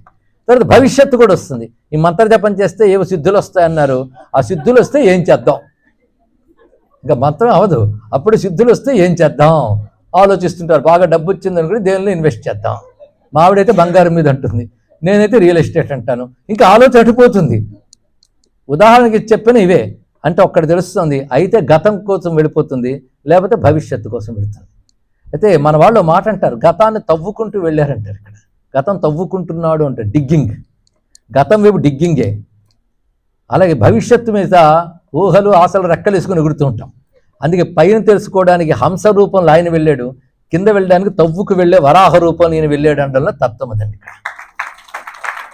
కానీ గతం కోసం తవ్వుకోకుండా, భవిష్యత్తు కోసం ఎగరకుండా లివ్ ఇన్ ప్రజెంట్, ఉన్న చోటే ఈశ్వరుని పట్టుకో. అది మానేసి ఈ గొప్ప ఆ గొప్ప చెప్పాలని ప్రయత్నిస్తే ఆయన దొరకడు. ఒక్కటి భగవంతుని తెలుసుకోవాలని ప్రయత్నిస్తే నీకు దొరకడు, ఆయన అనుగ్రహం పొందడానికి ప్రయత్నిస్తే తప్పకుండా దొరుకుతాడు. ఇది తెలుసుకోవాలి ఇక్కడ. కనుక ఆయన అహంకారానికి దొరకడు, సమర్పణకు దొరుకుతాడు, అర్పణకు దొరుకుతాడు, ఏకాగ్రతకు దొరుకుతాడు, భక్తికి దొరుకుతాడు. అది మానేసి దాని తుది మొదలు తెలుసుకొని ప్రయత్నించారు, వల్ల కాలేదు. అప్పుడు పరమేశ్వరుడు ప్రత్యక్షమయ్యాడు, అప్పుడు రూపం చూపించాడు. అంతవరకు రూపం లేదు, అరూపతత్వమే లింగంగా ఉంది, దాని కన్ను ముక్కు చెవులు లేవు, మహాలింగం, కేవలం జ్యోతి తప్ప మరొకటి లేదు. అప్పుడు ఒక రూపం ధరించి వచ్చాడు. ఎందుకు వచ్చాడంటే బుద్ధి చెప్పడం కోసం రూపం ధరించాడు, మన బుద్ధి ఇవ్వడం కోసం రూపం ధరిస్తాడు. ఆ రూపం మళ్ళీ ఇందాక చెప్పినట్లు 5 ముఖాలతో 10 చేతులతో శాంతం పద్మాసనస్థం శ్రీధరం ఒకటి వచ్చాడు. వచ్చిన వాడికి బ్రహ్మదేవుని చూడగానే కోపం వచ్చింది. ఆయనకు స్వభావం కోపం కాదు, శాంతమైన స్వభావం. కానీ వాడు చేసిన పనికి తగ్గట్లుగా కనుబొమ్మల ముడి నుంచి వచ్చేట్టు చూడండి. కనుబొమ్మల ముడి అంటే ఆజ్ఞాచక్రం, ఆజ్ఞ అంటే ఆర్డర్, లోకాన్ని శాసించే ఆజ్ఞ అయినది, దాని పేరే కాలం. కాలమే అందరినీ శాసిస్తుంది, వాడి కర్మలకు అనుగుణంగా శాసించేది కాలమే. కాల శాసనాన్ని ఏ ఒక్కడు అతిక్రమించలేడు. మనం యవ్వనంగా ఉండిపోవాలని నేను రంగులు పూసుకున్నా కాలగతికి వృద్ధాప్యంలో వెళ్ళిపోవలసిందే. ఆయన కాలాన్ని ఎవడు ఏమీ అనలేడు, కాలాన్ని లొంగిపోవలసిందే. ఆ కాలం గురించి ఆలోచిస్తే భయం వేస్తుందా లేదా? అది భయంకరమైన కాలమే కాల భైరవ స్వరూపం ధరించి ఆ రూపంలో అందరినీ వాచ్ చేస్తుంటాడు ఆయన. అందుకే ఇదేదో అగ్నిస్తంభంలే, నేను అబద్ధమాడినా ఇదేం చేస్తుంది అని అబద్ధమాడేశాడు, దాన్ని దొంగ సాక్ష్యం కూడా తెచ్చుకున్నాడు.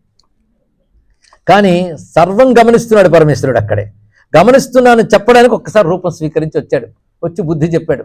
వెంటనే బ్రహ్మ విష్ణువు ఉభయులు కూడా ఆయన దగ్గర శరణాగతులయ్యారు. అప్పుడు పరమేశ్వరుడు పంచాక్షరి మంత్రం వారికి ఉపదేశించి ఇవాళ వ్యక్తమైంది లింగరూపం. నిజంగా లింగరూపంగా ఉన్న నేను ఒక మహాగ్ని స్తంభంగా ఆది మధ్య అంతరహితమై దేశ కాలములకు అతీతమైన వాడిని చెప్పడానికి నా తత్వాన్ని లింగముగా చూపించాను అని చెప్పి, ఇలాంటి లింగమనే ఆరాధనా పద్ధతుల కోసం వివిధ రూపాలతో మనం చూస్తూ ఉంటాం. కొందరు స్ఫటికలింగం అంటారు, కొందరు బాణలింగం అంటారు, కొందరు పార్థివలింగం అంటారు, కొందరు సువర్ణలింగం, రజతలింగం. ఎన్ని ఆరాధించినా అసలు లింగస్వరూపాన్ని దానిలో భావన చేసి చేయాలి అంటూ పంచాక్షరి మంత్రం ఇచ్చి లింగారాధన పద్ధతిని మొట్టమొదటి పరమేశ్వరుడి స్వయంగా బ్రహ్మ విష్ణువులకు బోధించాడు. వారి నుంచి దేవతలందరూ గ్రహించారు, ఋషులు గ్రహించారు. అలా లింగారాధన వచ్చి జగత్తులో వ్యాప్తమైంది. కనుక మొట్టమొదట శివలింగారాధన బ్రహ్మ మురారి సురార్చిత లింగం, అక్కడ మొదలుపెట్టాం. అక్కడ బ్రహ్మ మురారి సుర అర్చిత లింగం. అయితే లింగం అంటే ఏమిటి? నిర్మల భాసిత శోభిత లింగం. చూసారా, మనం బాగా అలవాటైన దానిలో ఎంత అద్భుతం ఉందో. Nirmala, the purest. ఇందాక చెప్పినట్టు స్ఫాటిక లింగం, అన్నీ ఆయనలోనే వస్తూ ఉంటాయి, ఆయనలో వెళ్ళిపోతుంటాయి. ఆయన మాత్రం నిర్మలంగా ఉంటాడు. నిర్మల ఉన్నవాడు జడం కాదు. భాసిత అంటే షైనింగ్, ప్రకాశం అంటే చైతన్యం. నిర్మల భాసిత శోభిత, శోభితం అంటే సుందరం. సర్వ జగత్తుకి సౌందర్యం ఆ లింగం వల్లే లభిస్తుంది. నిర్మల భాసిత శోభిత లింగం గొప్పదేనండి, ఆరాధిస్తా. నాకేంటట? జన్మజ దుఃఖ వినాశక లింగం. ఈ పుట్టుకలో వచ్చేటువంటి దుఃఖాలన్నీ పోగొడుతుంది. అసలు పుట్టుకే దుఃఖం అనే జ్ఞానం వచ్చాక జనన మరణాలనే పోగొడుతుంది. ఇక్కడ జన్మజ దుఃఖ వినాశక లింగం. ఆ లింగం ఎలా ఉంటుంది? ఇలా ఉంటుందని చెప్పలేం. తత్, తత్ అనేది గాయత్రి మంత్రంలో మొదటి అక్షరం. చితిస్ తత్పద లక్ష్యార్థ అంట. ఇక్కడ తత్ అనేది తత్వమశిలో తత్, బ్రహ్మము. అలాంటి బ్రహ్మమే లింగ రూపంలో ఉందని తత్ప్రణమామి సదా శివలింగం. మొత్తం ఇందులో లింగ వృత్తాంతం అంతా బ్రహ్మమురారి సురార్చిత లింగం, నిర్మల భాషిత శోభిత లింగం, జన్మజ దుఃఖ వినాశకలింగం, తత్ప్రణమామి సదాశివలింగం. అప్పటి నుంచే లింగారాధన లోకంలో వ్యాప్తమై ప్రతి దేవతా లింగారాధన ఋషులు చేశారు. అది మనకి నేర్పారు. వివిధ లింగారాధన పద్ధతులు ఉన్నాయి. కానీ లింగం అంటే సర్వమును తనలో లీనము చేసుకున్నది, సర్వమునందు తాను లీనమయ్యున్నది, ఆది మధ్యాంతరహితమైనది అయిన పరమేశ్వర తత్వమే లింగములో కనబడుతుంది. దేశమునకు కాలమునకు అతీతమది, దేశకాలాల్లో వ్యాపించిన దేశకాల అతీతంగా భావిస్తున్నది. కానీ అతీత తత్వమే లింగం. అందుకే దాని తుది మొదలు ఆద్యంతములు తెలుసుకోలేకపోయామంటే అతీతం కనుక. ఎక్కడ లెక్క కడతాం? టైమ్ ఈజ్ రిలేటివ్ అని ఐన్స్టైన్ కూడా చెప్పాడు కదా. థియరీ ఆఫ్ రిలేటివిటీ చూపించాడు. ఆ థియరీ ఆఫ్ రిలేటివిటీ వచ్చిన తర్వాత అద్వైతం కొంతమేరకు అర్థమవడం మొదలైంది. ఇప్పుడు క్వాంటమ్ ఫిజిక్స్ ఇత్యాదిగా అది డెవలప్ అయిపోయిన తర్వాత ఇంకా సులభంగా అద్వైతం అర్థమవుతుంది ఇక్కడ. అందుకే ఒక క్వాంటమ్ సైంటిస్ట్ ఒక మాట అంటాడు క్వాంటమ్ ఫిజిక్స్లో. ఏమనంటే, మేమందరం పరిశోధించగా చివరికి తేలుతుంది అంటే భారతీయ ఉపనిషత్తుల సత్యమని తేలుతుంది అన్నాడు ఆయన స్వయంగా అన్నమాట. కనుక ఉపనిషత్ ప్రతిపాద్యమైన పరతత్వము శివలింగ తత్వంలో గోచరిస్తుందండి. నిరాకార సాకారములకు నడుము గోచరిస్తేటువంటి లింగం అది ఇక్కడ. అలాంటి మహాలింగం అన్నిటినీ తను లీనం చేసుకుంటుంది. ఇది లింగ శబ్దానికి అర్థం. ఇందులో ఎక్కడ జుగుప్సాకరమైన భావం లేదు. అయితే కొన్ని చోట్ల లింగము అనే భావన వచ్చేటప్పుడు వీళ్ళు చెప్పే అర్థములు అక్కడక్కడ కనబడుతున్న విషయాలు ఉన్నాయి. అప్పుడు ఎలా తీసుకోవాలి అంటే అసలు కాన్సెప్ట్ లింగమునికి ఇది. ఇంకొక రకంగా భావించినప్పుడు అద్భుతమైన రహస్యము తెలుసుకునే ప్రయత్నం చేద్దాం. చెట్టుగా కనబడక ముందు మొత్తం చెట్టు అంతా ఒక విత్తనంలో లీనమై ఉంటుంది. సీడ్ బీజంలో లీనమై ఉంటుంది. తర్వాత వృక్ష రూపంలో వస్తుంది. కానీ ప్రపంచమంతా వ్యక్తం కాకముందు ఎక్కడున్నది? వ్యక్తం కాకముందు ఎక్కడ ఉంది కదా. ఏ రూపంలో ఉంటుంది? బీజ రూపంలో ఉంటుంది. తర్వాత వ్యక్తమైనప్పుడు సృష్టి రూపంలో కనబడుతుంది. కానీ సృష్టి ఏర్పడక ముందు ఎక్కడుంది? ఇది పరిశీలించారు కదా. అప్పుడు సృష్టికి ముందు ఎవడున్నాడు చూడాలి. సృష్టికి ముందు ఎవడున్నాడు అండాని ఉపనిషత్తు ఒక తోడు చెప్తోంది. యదా తమస్తన్న దివాన రాత్రి నసన్న చాసత్శివ ఏవ కేవలః అని మంత్రం మనకి. ఇది ఋగ్వేదంలో నాసదీయ సూక్తమని సృష్టికి పూర్వస్థితిని వర్ణించిన ఒక సూక్తం ఉందండి. విశ్వవాంగ్మయంలో సృష్టికి పూర్వస్థితిని వర్ణించిన మరొక విషయం లేదు. కేవలం హిందూ వేదంలోనే కనబడుతుంది. సృష్టికి పూర్వస్థితి అది ఎలా ఉన్నది అంటే ఇలా ఉందని చెప్పలేదు నేను చెప్పాడు. ఇక్కడ ఇలా ఉందని వర్ణించడం ఇదవిత్తమని తేల్చడం. అక్కడ యథా తమస్తన్ నదివా నరాత్రి, అక్కడ తమస్సు లేదు వెలుగు లేదు అంటే చీకటి లేదు వెలుగు లేదుట. ఏదో ఒకటి ఉండాలి కదా, వెలుగు లేకపోతే చీకటి ఉండాలి కదంటే మనకు పరిచయమైన చీకటి సృష్టిలోది, మన పరిచయమైన వెలుగు సృష్టిలోదే. కానీ ఈ రెండిటికి అతీతమైనది అది. ఇక్కడ అది వెలుగు అందామా అంటే అనొచ్చు కానీ వెలుగు కాదు అది. ఇక్కడ అదే జ్యోతి అంటే. అందుకే లోకంబులు లోకేశులు లోకస్తులు తెగిన తుది నలోకంబకు పెంచీకటికి అవ్వల ఎవ్వండే కాకృతి వెలుగు అన్నాడే, అదండి ఆ స్వరూపం. అక్కడ అది యథా తమస్తన్ నదివా నరాత్రి, అది పగలు కాదు రాత్రి కాదు వెలుగు కాదు చీకటి కాదు. నసన్న చాసత్, అది సత్తు కాదు అసత్తు కాదన్నాడు. సత్తు అసత్ అంటే కార్యం కారణం. అక్కడ కార్యం అనలేం కారణం అనలేం, ఆ రెండుకి అతీతం అది. ఇవన్నీ ప్రకృతిలోకి వచ్చినప్పటికీ డీటెయిల్స్ అన్ని. ఇది ప్రకృతికి కూడా అతీతమైన స్థితి. అంటే యథా తమస్తన్న దివానరాత్రి నసన్న చాసత్ అంటే ఏదీ లేదా ఉందిట. శివయేవ కేవలః, అప్పుడున్నవాడి కేవలుడైన శివుడే ఉన్నాడు అని స్పష్టంగా చెప్తున్నారు ఇక్కడ. అది వేదవాక్యం. శివయేవ కేవలః. అప్పుడున్నటువంటి వాడు ఎలా ఉండుంటాడు? ఎంతుంటాడో అంతుంటాడు. ఎంత అంత అని సృష్టికి సంబంధించిన అంశం. దానికి అతీతమైన అనంతం, సత్యం జ్ఞానం అనంతం బ్రహ్మ, అనంతతత్వం అండి ఇక్కడ. కనుక లింగతత్వం సామాన్యమైనది కాదు. అటువంటి మహాలింగం సృష్టికి అతీతం. అప్పుడు ఏర్పడబోయే సృష్టి అంతా బీజ రూపాల్లో ఉంది ఆయన దగ్గర. తర్వాత ప్రకృతి యందు ఆ బీజములైన సృష్టి ఆరంభ సమయం తెలిసినవాడు గనక, కాలం తెలిసినవాడు గనక ప్రకృతి యందు ఆ బీజాలు నిక్షిప్తం చేశాడు. ఎలా అంటే మాతృస్థానంలో తండ్రి నుండి బీజములు నిక్షిప్తమైనట్లు అని ఒక మాట ఉంది ఇక్కడ. ఇది ఆలోచిస్తే మళ్ళీ ఉదయం గీతలో చెప్పిన వాక్యం, తాసాం బ్రహ్మ మహద్యోని అహం బీజ ప్రదప్పిత. ప్రకృతి అనే మహద్యోని యందు బీజములుంచిన వాడు నేను అన్నాడు. అప్పుడు ఆయన ఏమాడు? పితృస్వరూపుడు, ఇది మాతృస్వరూపం. ఎలాగైతే ఒక జీవుడు పుట్టుకకి మాతా పితరులు అనే రెండు స్వరూపముల యొక్క ఏకత అవసరమో, అలాగే సృష్టికి కూడా పరమేశ్వరుడు బీజములను తనలో ఉంచి తర్వాత ప్రకృతి యందు దాన్ని నిక్షిప్తం చేయగానే అది విశ్వముగా వ్యక్తమవుతుంది. వ్యక్తం కాకముందు ఎక్కడున్నది? జీవుడు పుట్టక ముందు తండ్రి యందు ఉంటాడు, తర్వాత మాతృగర్భంలోకి ప్రవేశిస్తాడు. కనుక సృష్టి పుట్టక ముందు జగత్తుకు పిత అయిన పరమేశ్వరుని ఉంది, తర్వాత మాత అయిన ప్రకృతి యందు వచ్చింది. కనుక సృష్టి అంతా కూడా బీజస్థానములు ఎవడి యందుందో వాని లింగము అన్నారు. ఇది దీని యొక్క భావం అండి. ఆ ప్రకృతి ఏదో అది పీఠముగా చెప్పబడుతున్నది. ఈ తత్వము శివలింగ తత్వంలో గోచరిస్తున్నది. సర్వ బీజములు తనలో దాచుకున్న శివస్వరూపమే లింగము అని చెప్పబడుతున్నది. అప్పుడు బీజములన్నిట్లో తాను అధివసించి పట్టుకుని ఉంచుకున్నాడు కనుక లింగాధ్యక్ష అని నామం చెప్పారు ఇక్కడ. అలా సర్వ జగత్తంతా ఏర్పడింది. జగత్తును కూడా ప్రతిదీ ఒకటి ఎలా ఉంటుంది అంటే ఒక పిక్చర్ మనకు ఉంటుంది. చెట్టు అనగానే చెట్టుకో రూపం ఉంది, మనిషి అంటే మనిషికో రూపం ఉంది. కనుక భావానికి తగ్గ రూపం ఉంది కదా, దాన్ని లింగం అంటారు. ఈ లింగములన్నీ కూడా ప్రతిదీ లింగ రూపమే.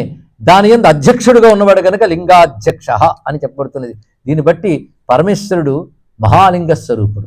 కానీ శాస్త్రంలో ఏం చెప్తారంటే లింగం అయినా అలింగం అయినా అన్నాడు. ఇక్కడ సృష్టిలో అన్ని లింగములే, అంటే స్త్రీలింగం పుంలింగం ప్రతిదాని కూడా ఒకటి తెలియబడుతున్నాయి కదా. కానీ ఆయన లింగాతీతుడు అయిన ఆ లెక్కలో చూస్తే అలింగ అయిన అలింగుడైన వాడు జగత్తుని నిర్వహించడానికి అన్నిట్లో తాను లీనమవుతున్నాడు, అన్నిటినీ తనలో లీనం చేసుకున్నాడు కనుక లింగ రూప అని కూడా అంటున్నాం. కనుక లింగం అనే మాటకి ఎంత విశేషం ఉన్నదండి. కానీ లింగాయ నమః అంటేనే శివుడు, అంటే అన్నిట్లో లీనమై తనలో లీనం చేసుకున్న లయనాల్ లింగముచ్యతే అని చెప్పబడుతున్నది. ఇక్కడ మనం గమనించవలసింది బ్రహ్మ విష్ణు అని ఇద్దరు దేవతలని కాదు, సృష్టిగతమైన స్థితిగతమైన అహంకారము ఎక్కడ లయమైపోయిందో అది. ఎంతవరకు సృష్టి ఉంటుంది అంతవరకు ఉండాలి, అంతవరకు తర్వాత ఎక్కడికి పోతుంది. కెరటాలు వచ్చాయి, టైం తెలిసింది, కొంతసేపు ఉన్నాయి, మళ్ళీ ఎక్కడికి పోయాయి, ఆ సముద్రంలోకి వెళ్ళిపోయాయి కదా. కనుక లయకారకుడు అనే మాట అర్థం ఏంటంటే ఏర్పడిన జగత్తంతా లయమైనప్పుడు ఎక్కడికి వెళుతుంది, ఎక్కడి నుంచి వచ్చిందో అక్కడికి వెళుతుంది. కనుక లయకారకుడైన శివుని యందు లీనమయ్యింది అంటే సృష్టికి పూర్వం ఉన్నవాడే వాడు, అది చెప్తున్నది ఇక్కడ. అందుకే ఆ లయకారక తత్వం లింగతత్వం ఎంత విశేషం గనక శివుణ్ణి నిష్కల రూపంగా శివలింగంగా ఆరాధిస్తున్నాం. ఈ శివలింగం ఆయన యొక్క సర్వస్వరూపాలకు మూలం. అందుకే మార్కండేయ మహర్షి లింగాన్ని ఆరాధన చేస్తూ ఆ యముడు వచ్చినప్పుడు లింగాన్ని పట్టుకున్నాడు, రక్షించవయ్యా అని. అందులోంచే పరమేశ్వరుడు ఆవిర్భవించి ఆ యముడిని నిగ్రహించి మార్కండేయుని రక్షించాడు కదా. అందుకే సర్వరూపములకు ఆధారం ఆ లింగం. ఆ లింగంలో శివుని ఏ రూపాన్నైనా ధ్యానించవచ్చు. ఉదయం మనం చెప్పిన కథ ప్రకారంగా నువ్వు ఏ రూపంలో ధ్యానించే నీకు అవసరమైన విధంగా ఆయన వస్తారు ఇక్కడ. అందుకే లింగారాధన అత్యంత ప్రాచీనమైనటువంటిది.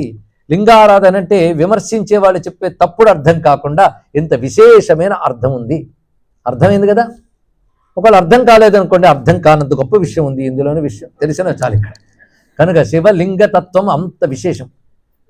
ఎక్కడెక్కడ చూసినా లింగమే కనబడుతుందిట. సూర్యుల్లో లింగం, సూర్యలింగాయ వై నమః అన్నాడు. సూర్యుడికి పెద్ద లింగం. ఒక్కసారి గగనమండలంలో మనం చూస్తే ప్రొద్దున్నే ఒక బంగారు లింగం ఆవిర్భవించినట్టు ఉంటుంది, అవునా లేదా? అంతకంటే జ్యోతిర్లింగం ఏదండి? ఇది ఒక పెద్ద రహస్యమే. కనుక సూర్యలింగాయ వై నమః అన్న మంత్రం ఉంది. చంద్రలింగాయ వై నమః. ఆ లింగ రూపములు అంటే సూర్యుయందు లీనమయ్యే చైతన్యం ఉందో ఆయనకు నమస్కారము సూర్యలింగాయ. చంద్రుని యందు లీనమైన వాడు చంద్రలింగాయ. సర్వజగత్తు లీనమై పంచభూతాల్లో లీనమై ఉన్నాడు. అందుకే పంచభూత లింగాలు కూడా ఉన్నాయి, మీకు తెలుసు కదా.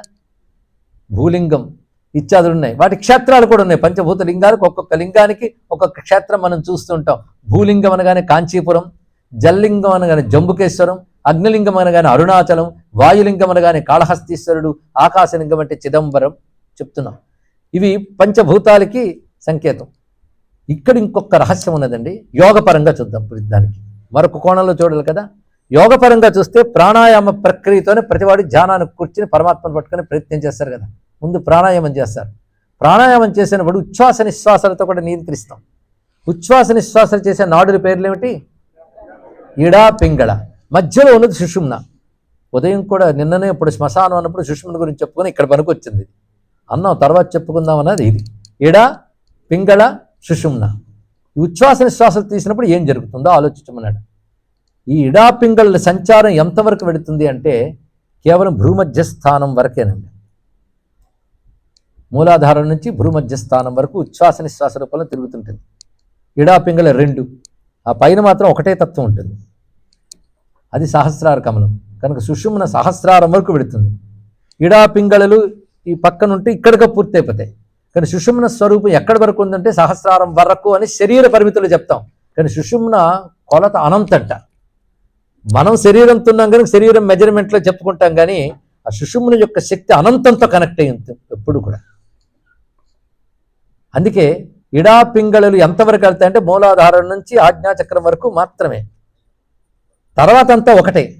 అందుకే నువ్వు శరీరంలో పరిశీలించండి, పాదాల నుంచి కనుబొమ్మల వరకు 2 ఉంటాయి, 2 కాళ్ళు, 2 చేతులు, 2 కళ్ళు, 2 నాసారంధ్రాలు, 2 చెవులు, అన్నీ 2 ఆ పైన మాత్రం ఒకటే ఉంటుంది. చూడండి ఇక్కడ ఈ యోగంలో కూడా ఇది రహస్యం ఉంది.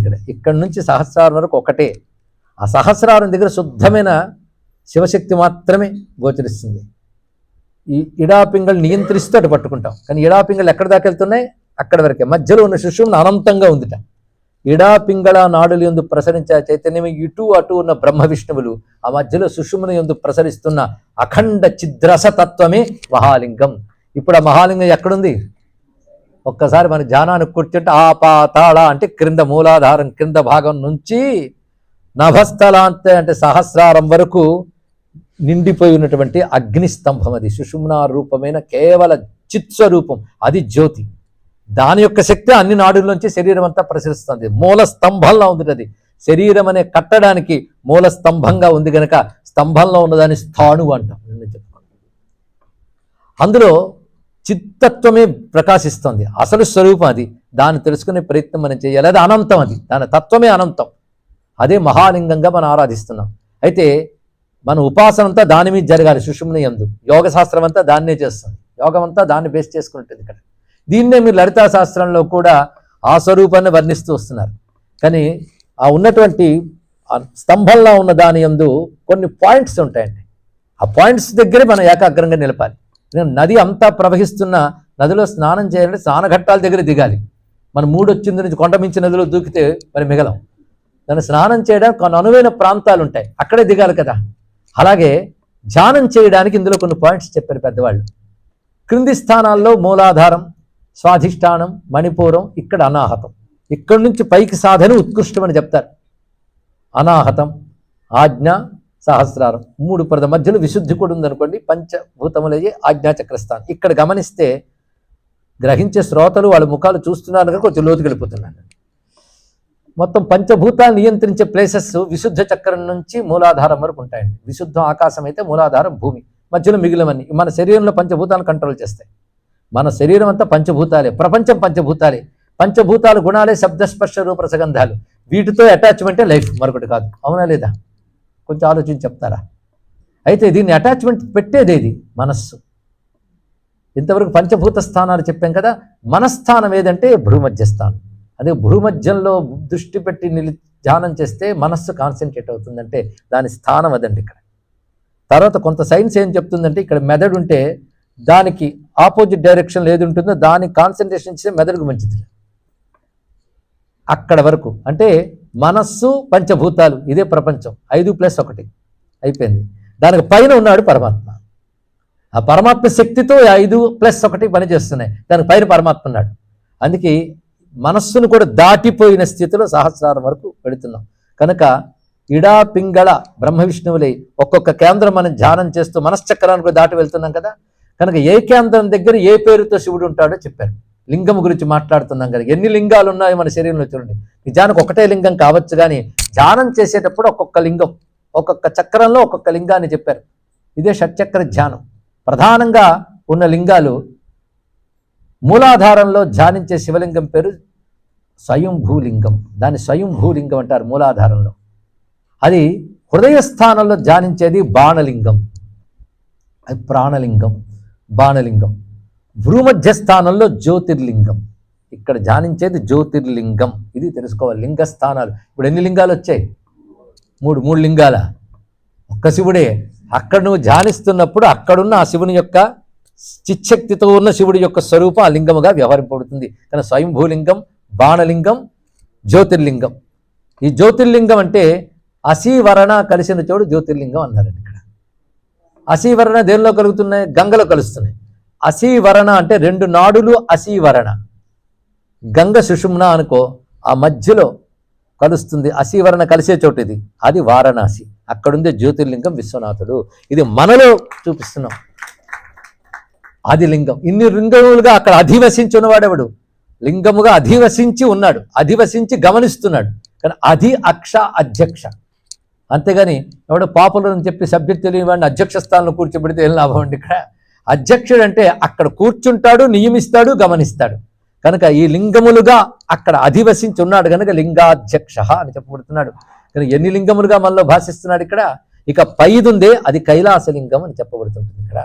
కనుక సర్వలింగములు ఉన్నది ఒకటే స్తంభం, అదే అగ్నిస్తంభం. అది మనలో సుషుమ్నా రూపంలో ఉంది.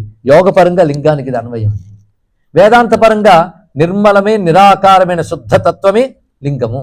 ఎన్ని విధాలుగా లింగతత్వం చెప్పబడుతున్నది. అటువంటి లింగారాధన ఇకపై మనం చూసినప్పుడు శివుని ఆ లింగ రూపంలో ధ్యానించడం సర్వోత్కృష్టం అని తెలుస్తుంది. కానీ ఎవరైతే ఒక జ్యోతిస్వరూపంగా బిందువుగా ఒక బిందు రూపంలో జ్యోతి రూపంతో భ్రూమధ్యంలో ధ్యానిస్తారో వాడు జ్యోతిర్లింగ ధ్యానం చేసినట్లే. హృదయంలో ధ్యానించేవాడు బాణలింగ ధ్యానం చేసినట్లే. కనుక అనేక రకముల లింగములుగా ఉన్నవాడు మనలో ఇన్ని లింగములుగా ప్రకాశించేవాడు గనక లింగ శబ్దంతో ఇది చెప్తున్నాం. ఇక్కడ ఈ విషయంలో ఊర్ధ్వలింగ ఊర్ధ్వసాయి మహాలింగో చారులింగ లింగాధ్యక్ష విశ్వక్షేత్రం ప్రజాబీజం. ఇప్పుడు ఇందాక చెప్పిన లింగతత్వంతో చేసుకుంటే సమస్త విశ్వానికి క్షేత్రమైన, క్షేత్రం అంటే పొలం, దాంట్లో విత్తనాలు వేసి పంటలు పండిస్తాం. కనుక విశ్వమునికి క్షేత్రముగా ఉన్నవాడు అయినా బీజములుగా దాని యందు వృద్ధి చెందేవాడు అయినా. కానీ బీజములు అయినా క్షేత్రమైన అంటే క్షేత్రం అంటే ఆయన శక్తి అయిన ప్రకృతి, ప్రకృతి క్షేత్రము. బీజప్రదాత ఆయన ప్రకృతి యందు కూడా ఆయన శక్తి వ్యాపించింది గనక అది విశ్వక్షేత్రం. ప్రజాబీజం కలిగిన సమస్త జీవులకి బీజ రూపంగా అందులో కలిగిస్తున్నాడు కనుక ప్రజాబీజం. లింగం ఆద్యం, ఆ లింగమే ఆది అయినటువంటిది. దాని నుంచే సర్వజగత్తు నిర్గమించింది అంటే వెలుకు వచ్చినది. ఇంత అద్భుతమైన మాటలు లింగనామాలతో ఇందులో ప్రస్తావన చేస్తున్నాడు శివశాస్త్రంలో. దీని ద్వారా శివలింగ రూపాన్ని మనం తెలుసుకుంటున్నాం. అందుకే శివాలయాల్లో మనం ప్రధానంగా శివలింగాన్ని చూసి ప్రదక్షిణ చేస్తూ ఉంటే ఒక్కొక్క డైరెక్షన్లో ఒక్కొక్క మూర్తిని పెడతారండి. అలాగే పశ్చిమం వైపు వచ్చేటప్పటికల్లా లింగోద్భవ మూర్తి అని ఉంటుంది. ఎప్పుడైనా చూసారో లేదు, లేకపోతే మన శివాలయంలో ఉంది కదా.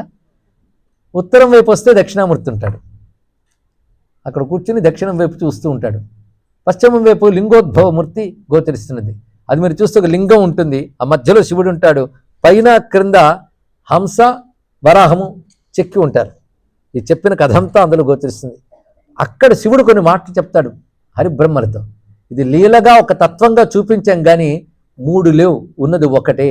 ఒక్క తత్వమే బ్రహ్మగా విష్ణువుగా రుద్రుడిగా వచ్చింది కానీ మూడు కావు అని చెప్తాడు. వెంటనే చెప్తాడు ఆ మాటని.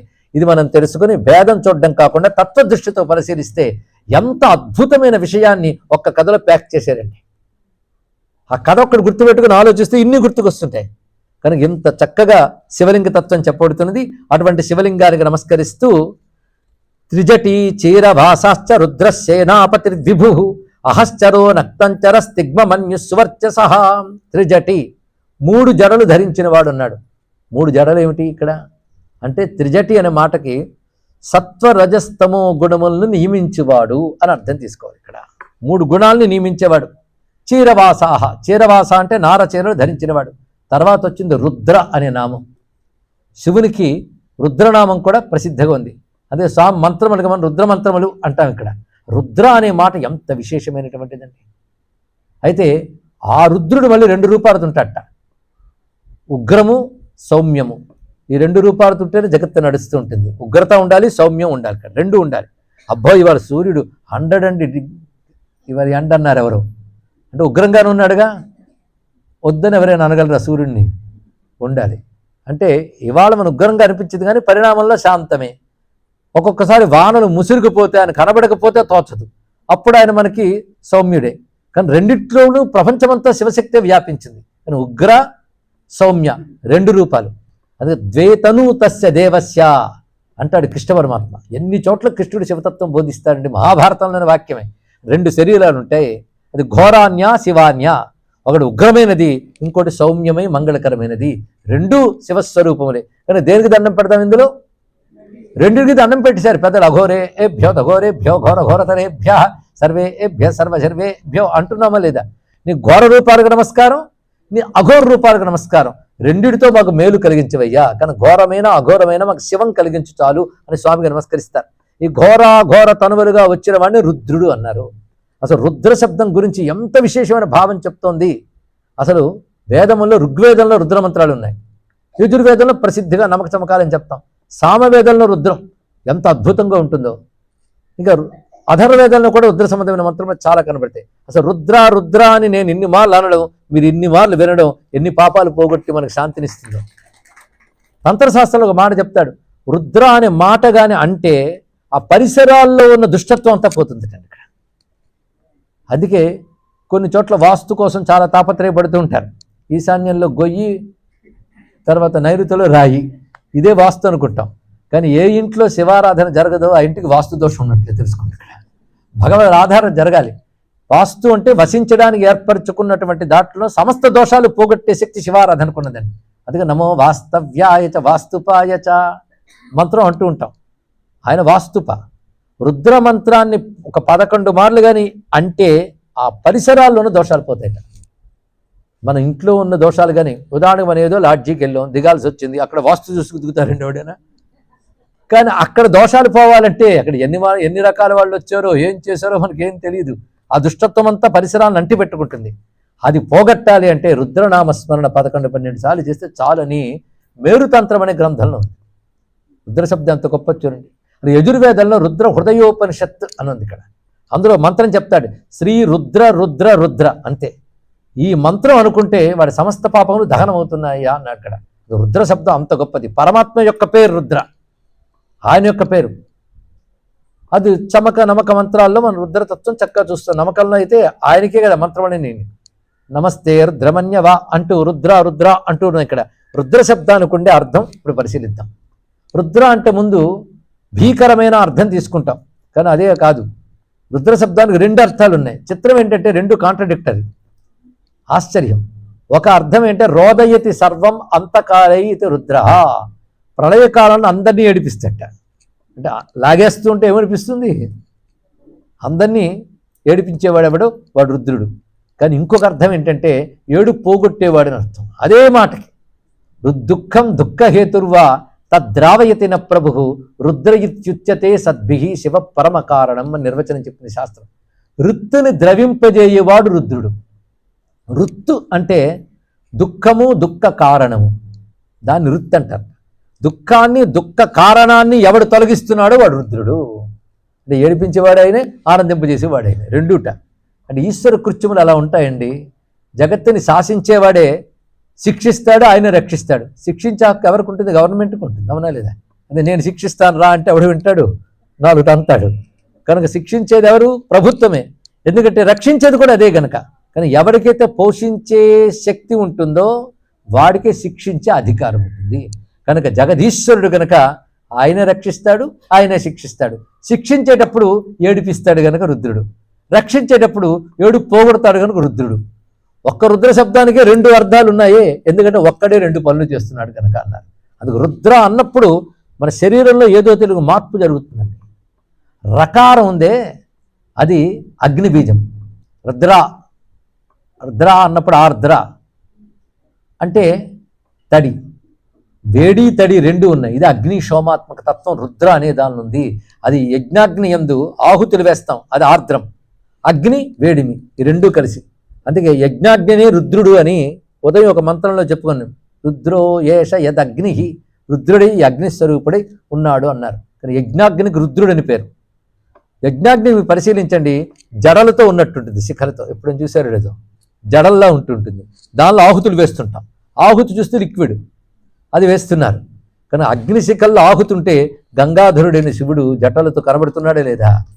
ఆ జడల్లో ఆ జలతత్వం అగ్ని సోమాత్మక తత్వము అని చెప్పారు ఇక్కడ. దానితో ప్రకాశిస్తున్నాడు ఆయన.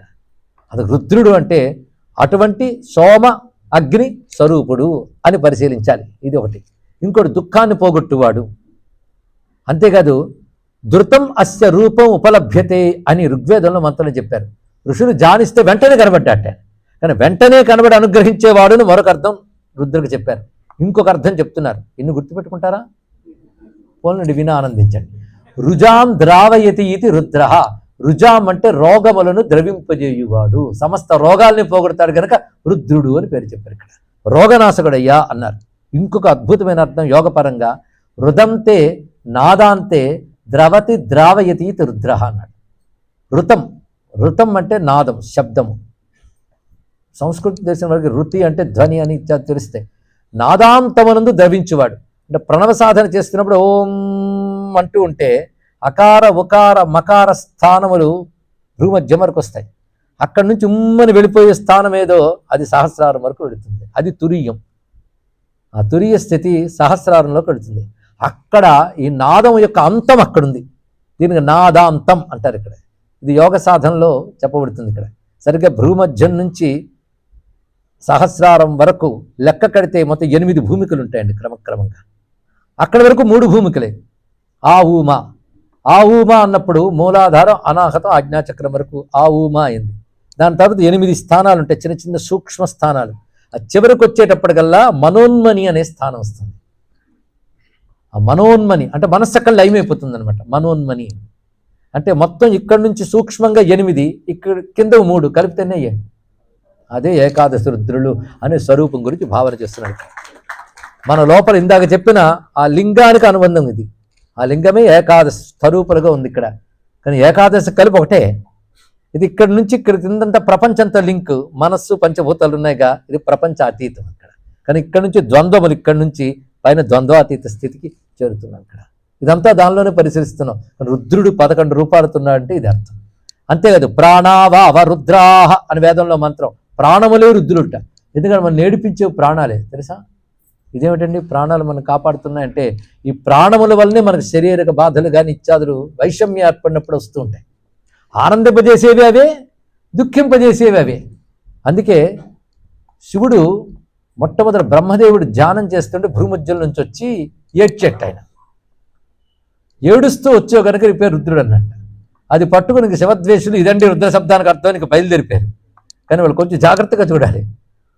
అయితే శివుడు అంటే ఎవరంటే బ్రహ్మదేవుడు ధ్యానిస్తూ ఉంటే భూమధ్యం నుంచి వచ్చాడు. ఎప్పుడు ఉదయం ఒక కథ చెప్పాం, బ్రహ్మదేవుడి కథ. దాని వెనకాల ఒక కథ ఉంది, తర్వాత చెప్పుకుందాం అనుకున్నాం కదా, అది ఇప్పుడు చెప్తున్నాం. ఎప్పుడైతే బ్రహ్మదేవుడి సృష్టిని ఎలా విస్తరింపజేయాలని ధ్యానం చేస్తున్నాడు, ఆ ధ్యానం చేస్తూ ఉండగా, ధ్యానం ఎక్కడ చేస్తారు, కనుబొమ్మల నడివి ప్రాంతంలో దృష్టి పెట్టి ప్రణవాన్ని ఉచ్చరిస్తున్నాడు. ఈ ప్రణవంలోని మొత్తం 11 ధ్వనులు ఉంటాయట. ఇందాక చెప్పిన అకార ఉకార మకారములు కాక నాదాంత మనోన్మని వరకు సూక్ష్మ భూమికలు. దీనికి మహిమ్న స్థుతిలో మహానుభావుడు పుష్పదంతుడు వారు సైన్స్ పెట్టాడు. అందులో ధ్వనివి రవరుంధానం అణుభి అన్నాడు. ధ్వనిభి అవరుంధానం అణుభి, అత్యంత సూక్ష్మధనులు పైన ఉంటాయి. మొత్తం కలిపి 11. అంటే ప్రణవస్వరూపమే రుద్రుడు. ప్రణవంలో ఉన్న 11 భాగాలే ఏకాదశ రుద్ర స్వరూపాలు అని తెలుసుకున్నాం. మొత్తానికి అక్కడ ప్రణవాన్ని ఏకాగ్రంగా నిలబెట్టి ధ్యానం చేస్తున్నాడు బ్రహ్మదేవుడు. ఒక జ్యోతిస్వరూపాన్ని ధ్యానం చేస్తున్నాడు, లింగాన్ని చేస్తూ ఉంటే క్రమంగా భూమధ్యంలోంచి ఒక స్వరూపాన్ని బయటకు వచ్చి కనిపించింది. అంటే నిరాకారమైన లింగమే ఇప్పుడు ఒక ఆకారం ధరించి కనబడింది. ఏ ఆకారం ధరించిందంటే ఒకవైపు నీలవర్ణం, ఇంకోవైపు ఎరుపు వర్ణం. ఆ ఎరుపు ఎలాంటిదంటే మళ్ళీ పసుపు కలిసిన ఎరుపు, 2 రంగులు. దీన్ని నీలలోహిత అంటారు. ఇక్కడ నీలలోహిత, లోహిత అంటే ఎరుపు, నీలం, ఈ రెండిటితో ఉంది. దీనికి తర్వాత నామాల్లో కృష్ణ పింగళహ అని ఒక నామం వస్తుంది. దానికి ఇక్కడ చెప్పేసుకుంటాం అనుకోండి. కృష్ణ అంటే నీలం, పింగళం అంటే ఎరుపు, నీలలోహిత. శివుడికి నీలలోహిత అని పేరుందని అందరికీ తెలుసు. అంటే వచ్చిన స్వరూపం ఎలా ఉందంటే ఒక నీలం అంతా స్త్రీమూర్తిగా ఉంది. నీలం అంటే జలతత్వం కదా, జలతత్వం అంతా అమ్మలా చల్లగా ఉంటుంది. పక్కన అగ్నితత్వం లోహిత వర్ణంతుంది, 2 కలిసి గోచరించింది. అది చూస్తున్నాడు, ఎంత అందంగా ఉంది. చాంపేయ గౌరార్ధ శరీరకాయ కర్పూర గౌరార్ధ శరీరకాయ ధమ్మిల్లకాయ చ జటాధరాయ నమశివాయ చ నమశివాయ. ఇది అర్ధనారీశ్వరాకృతి. మొత్తం ప్రవచనం అయ్యే లోపల ఎన్ని శివరూపాలు చూసారో నాకు చెప్తేనే సంతోషిస్తాను.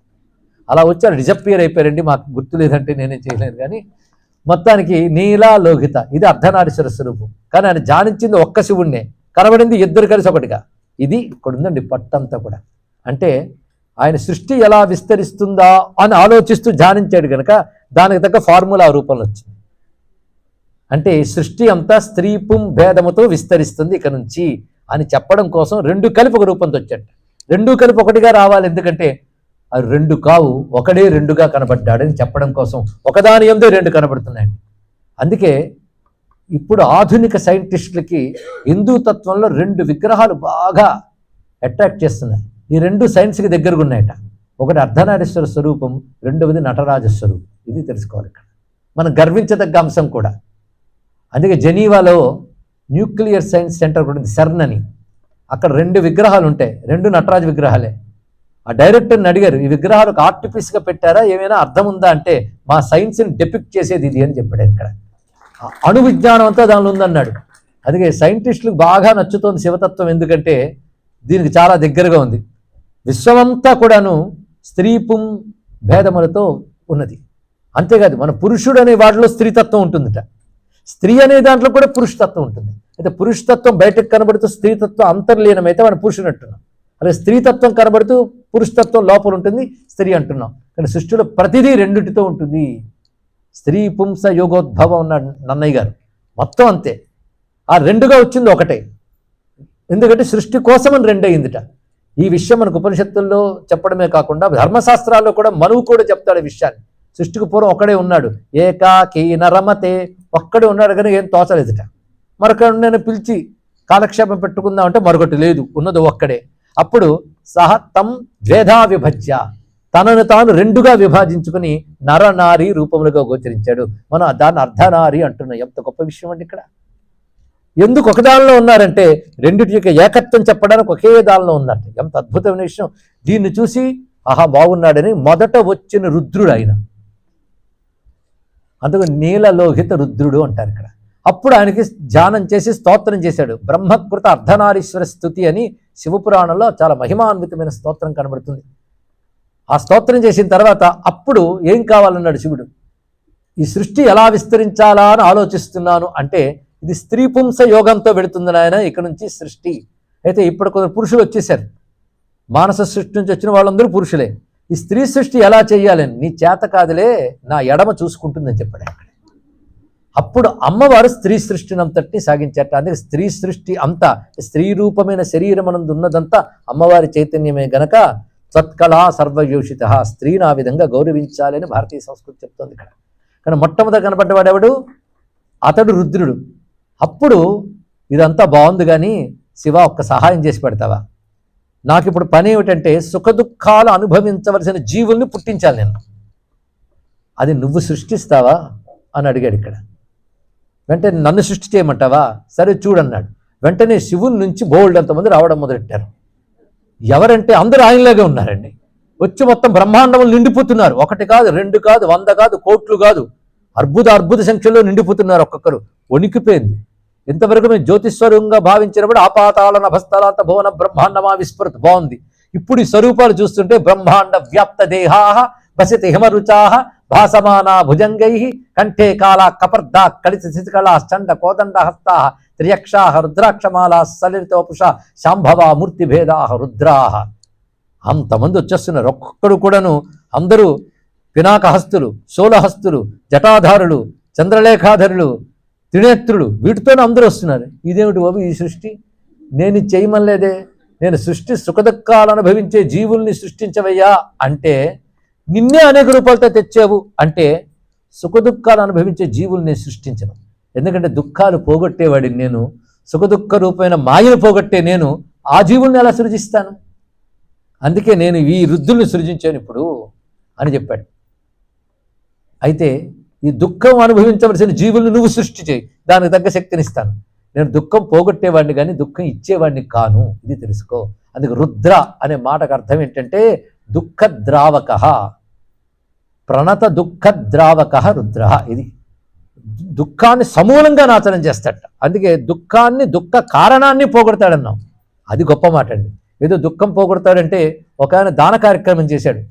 అదేంటంటే ఖర్చీఫ్లు పంచెట్ట, ఏడ్చిన వాళ్ళందరికీ ఖర్చీఫ్లు ఇస్తున్నాడు ఆయన. దీన్ని బట్టి నేను దుఃఖనాశకుణ్ణి అన్నాడు. అంటే ఖర్చీఫ్లు ఇచ్చిన తర్వాత దుఃఖం పోతుందండి. దుఃఖం పోవాలంటే దేనివల్ల దుఃఖం వచ్చిందో అది పోగొట్టాలి. దేనివల్ల దుఃఖం వచ్చిందంటే బోల్డ్ కారణాలు చెప్తారు, కానీ ఒకే కారణం శాస్త్రం చెప్పింది, పాపం వల్ల దుఃఖం వస్తుంది. కానీ రూట్ ఏది? పాపం. దానికి రూట్ ఏది? అజ్ఞానం. కానీ అజ్ఞానం వల్ల పాపం, పాపం వల్ల దుఃఖం కదా. అందుకు రూట్తో సహా తీసేస్తాడు ఆయన. అంటే వాడు దుఃఖం తీసేయడమే కాదు, దుఃఖ కారణమైన పాపాన్ని తీసేస్తాడు, పాప కారణమైన అజ్ఞానాన్ని కూడా తీసేస్తాడు. కనుక రుద్ర అంటే దుఃఖాన్ని, దుఃఖ కారణమైన పాపాన్ని, అజ్ఞానాన్ని పోగొట్టేటువంటి వాడా. ఎంత అందమైన మాట అండి. ఇలాగా బ్రహ్మదేవుడికి చెప్పి, ఇప్పుడు నా నుంచి వచ్చిన రూపాలు ఊరికినే సృజించలేదు, ఎందుకంటే నీకు ప్రకృతి పంచభూతానికి సహకరించట్లేదు అనుకుంటున్నావు. ప్రతి దాంట్లో నా రుద్ర రూపం ప్రవేశిస్తుంది, ప్రతిదాన్ని శాసిస్తుంది. కానీ ఈ వచ్చిన రుద్రులు సామాన్యులు గారు. వీళ్ళు సహస్రాన్ని సహస్రసో ఏ రుద్ర అది భూమ్యాం, వేల కొలది, వేల అంటే అనంతము, అనంత రుద్రులు వచ్చారు. అనంత రుద్రుల పని ఏమిటంటే అగ్నౌ అప్సు య ఓషధీషు యో రుద్రో విశ్వాభువన వివేశ, అన్నిట్లో వాళ్ళు ప్రవేశించిపోయి దాన్ని నిగ్రహిస్తూ ఉంటారు. కానీ దేవతలను కూడా నిగ్రహించే శక్తి గలవారు రుద్రులు. వాళ్ళ గురించి కృష్ణ పరమాత్మ భారతంలో చాలా విస్తారంగా చెప్తాడు. కృష్ణుడు స్వయంగా చెప్తాడు, మరొక చోట వ్యాసులు వారు చెప్తారు. భారతంలో శివతత్వం ఎంత ఉంటుందో ఒక చోట కృష్ణుడు స్వయంగా చెప్తున్నాడంటే సర్వే కామకరాహ సిద్ధాహ. ఆ రుద్రులందరూ కూడాను ఎలాంటి వాళ్ళంటే ఎవరికి ఏదైనా ఇవ్వగలరు, ఏదైనా చేయగలరు. అటువంటి వారి శాసనాన్ని ఎవరైనా తలవంచవలసినదే. ప్రతిదాన్ని నిగ్రహిస్తారు. మంగళకారకులు వారే, శిక్షాకారకులు వారే. అందుకే దేవతలను కూడా నిగ్రహించేవాళ్ళు రుద్రులు. అలాంటి రుద్రులతో లోకమంతా నిండిపోయినది. ప్రతిదాని యందు నిండిపోయిందంటే వ్యాపించబడింది. అగ్నియందు జలములందు వ్యాపించిపోయాడు రుద్రుడు గనక వ్యాపించిన వాడిని విష్ణు అంటారు గనక నమో భగవతే రుద్రాయ విష్ణవే అన్నారు. ఇది రుద్రతత్వం అంతా ప్రస్తావన చేయబడుతోంది. ఇలా రుద్రుడు ఏకాదశ ఎందుకు అయ్యాడు? మనలో ప్రాణాలు ఉన్నాయి, ఒప్పుకుంటారు కదా, ఒప్పుకుంటేనే తలాడిస్తాం. కనుక ప్రాణాలు ఉన్నాయి కదా, ప్రాణాలు ఎన్ని? ప్రాణాలను కూడా విభజించి చెప్పిన సంస్కృతి మన సైన్సేనండి. ఎన్ని ప్రాణాలు ఉన్నాయి? నువ్వంటే నాకు పంచప్రాణాలండి. పంచప్రాణాల పేర్లు ఏమిటి? ప్రాణ, అపాన, వ్యాన, ఉదాన, సమాన. నేను ఇప్పుడు చెప్తే మన యోగశాస్త్రం అంతా చెప్పినట్టు అవుతుంది. 5ంటికి ఊరికనే పేర్లు పెట్టలేదు, అవి చేసే పనులు బట్టి. 5 మనలో తిరుగుతూ పని చేస్తాయి. ఇవి ప్రధాన వాయువులు. వీటికి ఉపవాయువులు మరొక 5 ఉంటాయి. నాగ, కూర్మ, కృకర, దేవదత్త, ధనంజయ. వాటి వల్లే ఆవలింతలు, తుమ్ములు, ఇత్యాదులు అంటే వాటి వల్ల వస్తుంటాయట. కనుక అలాంటివి 5 ఎన్నయ్యే? 10.